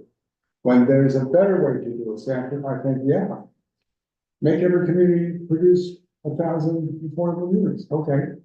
I could accept that. To Sanford's point about speaking about fairness, I think we do need to focus on fairness. Fair share is something that's been in place that has not been implemented at all. This community continues to produce, doing more than our fair share, not only in producing housing, but also on being the site for social services. Now, again, many agencies will say we need more social services in many communities, but they're talking about social services that serve those specific communities. This community has bear the brunt of taking on social service facilities for the whole city. Right. So my point is that when we talk about fairness, this community board has already been doing its fair share. The rest of the city hasn't. For me to advocate for a plan that is uniform because no one else has been pulling their weight That flies in the face of all the hard work that's been done by every elected, by every community board member, by every agency member that has contributed to already producing the diversity of housing stock and the diversity of actual residential living ability in this particular. How's it going to affect diversity? Is it going to reduce our diversity? It probably will, but my point is that I think that that's a focus that we need to also point out is that they want the uniformity. We're all agreeing. No, they want the uniformity for fairness, but what they're doing is they're punishing this particular community for already having accomplished that. That language, I think, is absolutely right, and I think that that's what we're gonna incorporate. That is the theme of what we're trying to say here. We've already done all this. And now you have the city housing opportunity thing, that's a blanket statement. But we have a special district that has already produced housing, and we shouldn't have to put all these other layers in. And so I'm saying exclude the special purpose district. So, And that will. sorry, I forgot one thing, and that is also, we have inclusionary zoning Yes. in Hudson Yards and parts of especially Clinton. That bonus not only low-income units, the 60 to 80%, but also 100, 125, and 165, moderate middle. I asked, will that be eliminated? Their answer was yes. Yeah. I'm like, and that evidently, who knew, resonated with the city planning commission. One of the commissioners raised it during a meeting of the certification and said, well, community board 4 is very, informed and really wants to maintain, broad range of incomes. And that's going to be an issue. And like, she was actually on our behalf, the commissioner raised it. But the idea that our city is one stripe and that it is only this income down. We're all in agreement on that. Yeah, this. I know, but I forgot that. This plan is producing affordability on the lowest end, which means what we eventually will see is this community turn to Stratified. market rate and the lowest. Let's call it luxury rate, because we're getting out of the point. So I'd like to make a motion, and it may not be the motion that'll pass, but I'd like to make a motion that, we do not support City of Yes. How? Well, it's not coming out of this committee. It's going to help. I know, I'm making a motion for from the this committee. It's recommended, I see. Yeah, I'm making a motion that's what I'm saying, it may not pass, Right. that we do not support the City of Yes. However, we do support the creation and preservation of affordable housing. And we map out specifically how we can do that. Additionally, while commenting on the plan, on merits that we see that make sense within this district, and merits that universally we can see how we understand that they could have a positive impact overall. So that's my motion. I second it. Complicated motion, conversation on the motion, please. Rachel. There's no public. I'm trying to think of consistency in messaging and also just, the ability to move forward. And I don't know if saying you don't support City of Yes is constructive at this very juncture. I wonder if it's more conducive to kind of phrase it with the way we phrase it historically, where it's like a conditional support or to say. It's a denial. Usually, because when they stack them up, staff wise, if you just say support with conditions, it goes in the support. If you say denial with unless you meet, it goes in the denial. So you're saying that's a way to grab their attention. How would look at Yes, I'll make them look I at it. would say on the major zoning proposals, we have always said, even on like Hudson, like these are massive, we say deny unless, and then we list pages and pages of. And we don't get, you don't get everything that you even asked for, but you got something. To be fair, I cannot support the City of Yes. the carbon neutrality, I thought that was approved with What? conditions. Carbon neutrality. Carbon neutrality, I thought that was approved with conditions. That was with conditions because overall, everyone felt very positive about it. But With conditions. economic opportunity says. Yeah. deny less. So the question, it seems that the question is, are we saying deny unless, or are we recommending approve with conditions? So the current motion is deny unless. My current motion was to not support it. That's deny. Period. No. She said hers. Oh, this is straight out deny. Was It's not deny, it's to not support City of Yes. However, we are supportive of creating and preserving affordable housing. We demonstrate how through using our affordable housing plan. And then we comment on the City of Yes and where there are merits within the plan that are specific to our district and how we can understand how some of the ones that aren't applicable to our district can possibly be helpful or not. So, hold on, JD was next. Thank you. Yeah, I cannot support the city of, yes, I cannot support punishing those other districts. I just can't vote for that. So I'm happy with the denial unless, because I can see On this, that. on I this don't one, want to speak for Queens Okay. or Brooklyn. I find that very uncomfortable. all right, Chris, I'm gonna speak for the 7 years that I've been on this committee. this is to address the motion. This is to the motion. We cannot support this particular piece that's in front of us. However, we have historically and will continue to push and advance diverse affordable housing development in stock. We can hit that 1,000 number. And I think it's a good, and I think it's a PR angle as well. We cannot be against the development of affordable housing. We can't, this committee cannot be against that, but we can not support the current prescription. The current form. The current format and prescription is being presented to us. So can we be Okay, Sanford, and then Rachel. Okay. You did raise your hand. If you don't want to talk, that's fine. Yeah, I don't know if I have anything to say. All right, to the motion, to the motion. motion, then can we really be specific about we're denying the current form of the proposal, given that it hasn't addressed our specific district's concerns, blah, blah, blah, and we can go into We're not- all of that. And does that signal to them that maybe future iterations of the proposal will, Or portions thereof. right, or Well, portions thereof? that's why I specifically said we speak to what in the plan that's specific to our community, that we agree with and we say is positive, and we also speak to what is theoretical that we can understand may have some positive or negative. I'm going to speak to the motion and start moderating, so I haven't said my chance yet. And I am going to suggest that we vote against this particular motion because saying this plan should be thrown out echoes JD's point that there are things in here that other communities would want to produce affordable housing in their districts. So I don't want to have us say, just like I don't want to say to them, you should, I don't want to say you can't either because we're going to throw this out.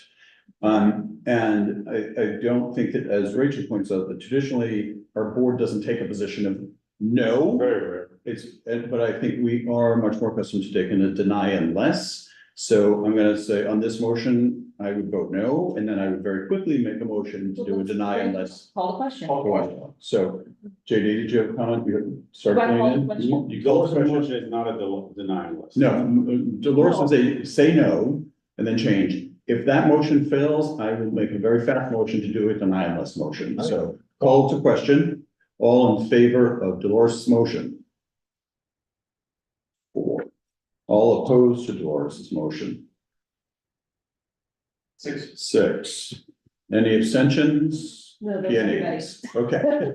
I just say it out loud, Yes. all right, so, You that make a motion motion. fails. As the chair, I can't make a motion, but I would entertain a motion to deny unless. Deny unless. Same points? Same point. Second then. I mean. Excellent. I mean, But that's real discourse. Yeah, okay, all in favor of the new motion? Could it be repeated? Because- Oh. Anybody opposed to the current motion?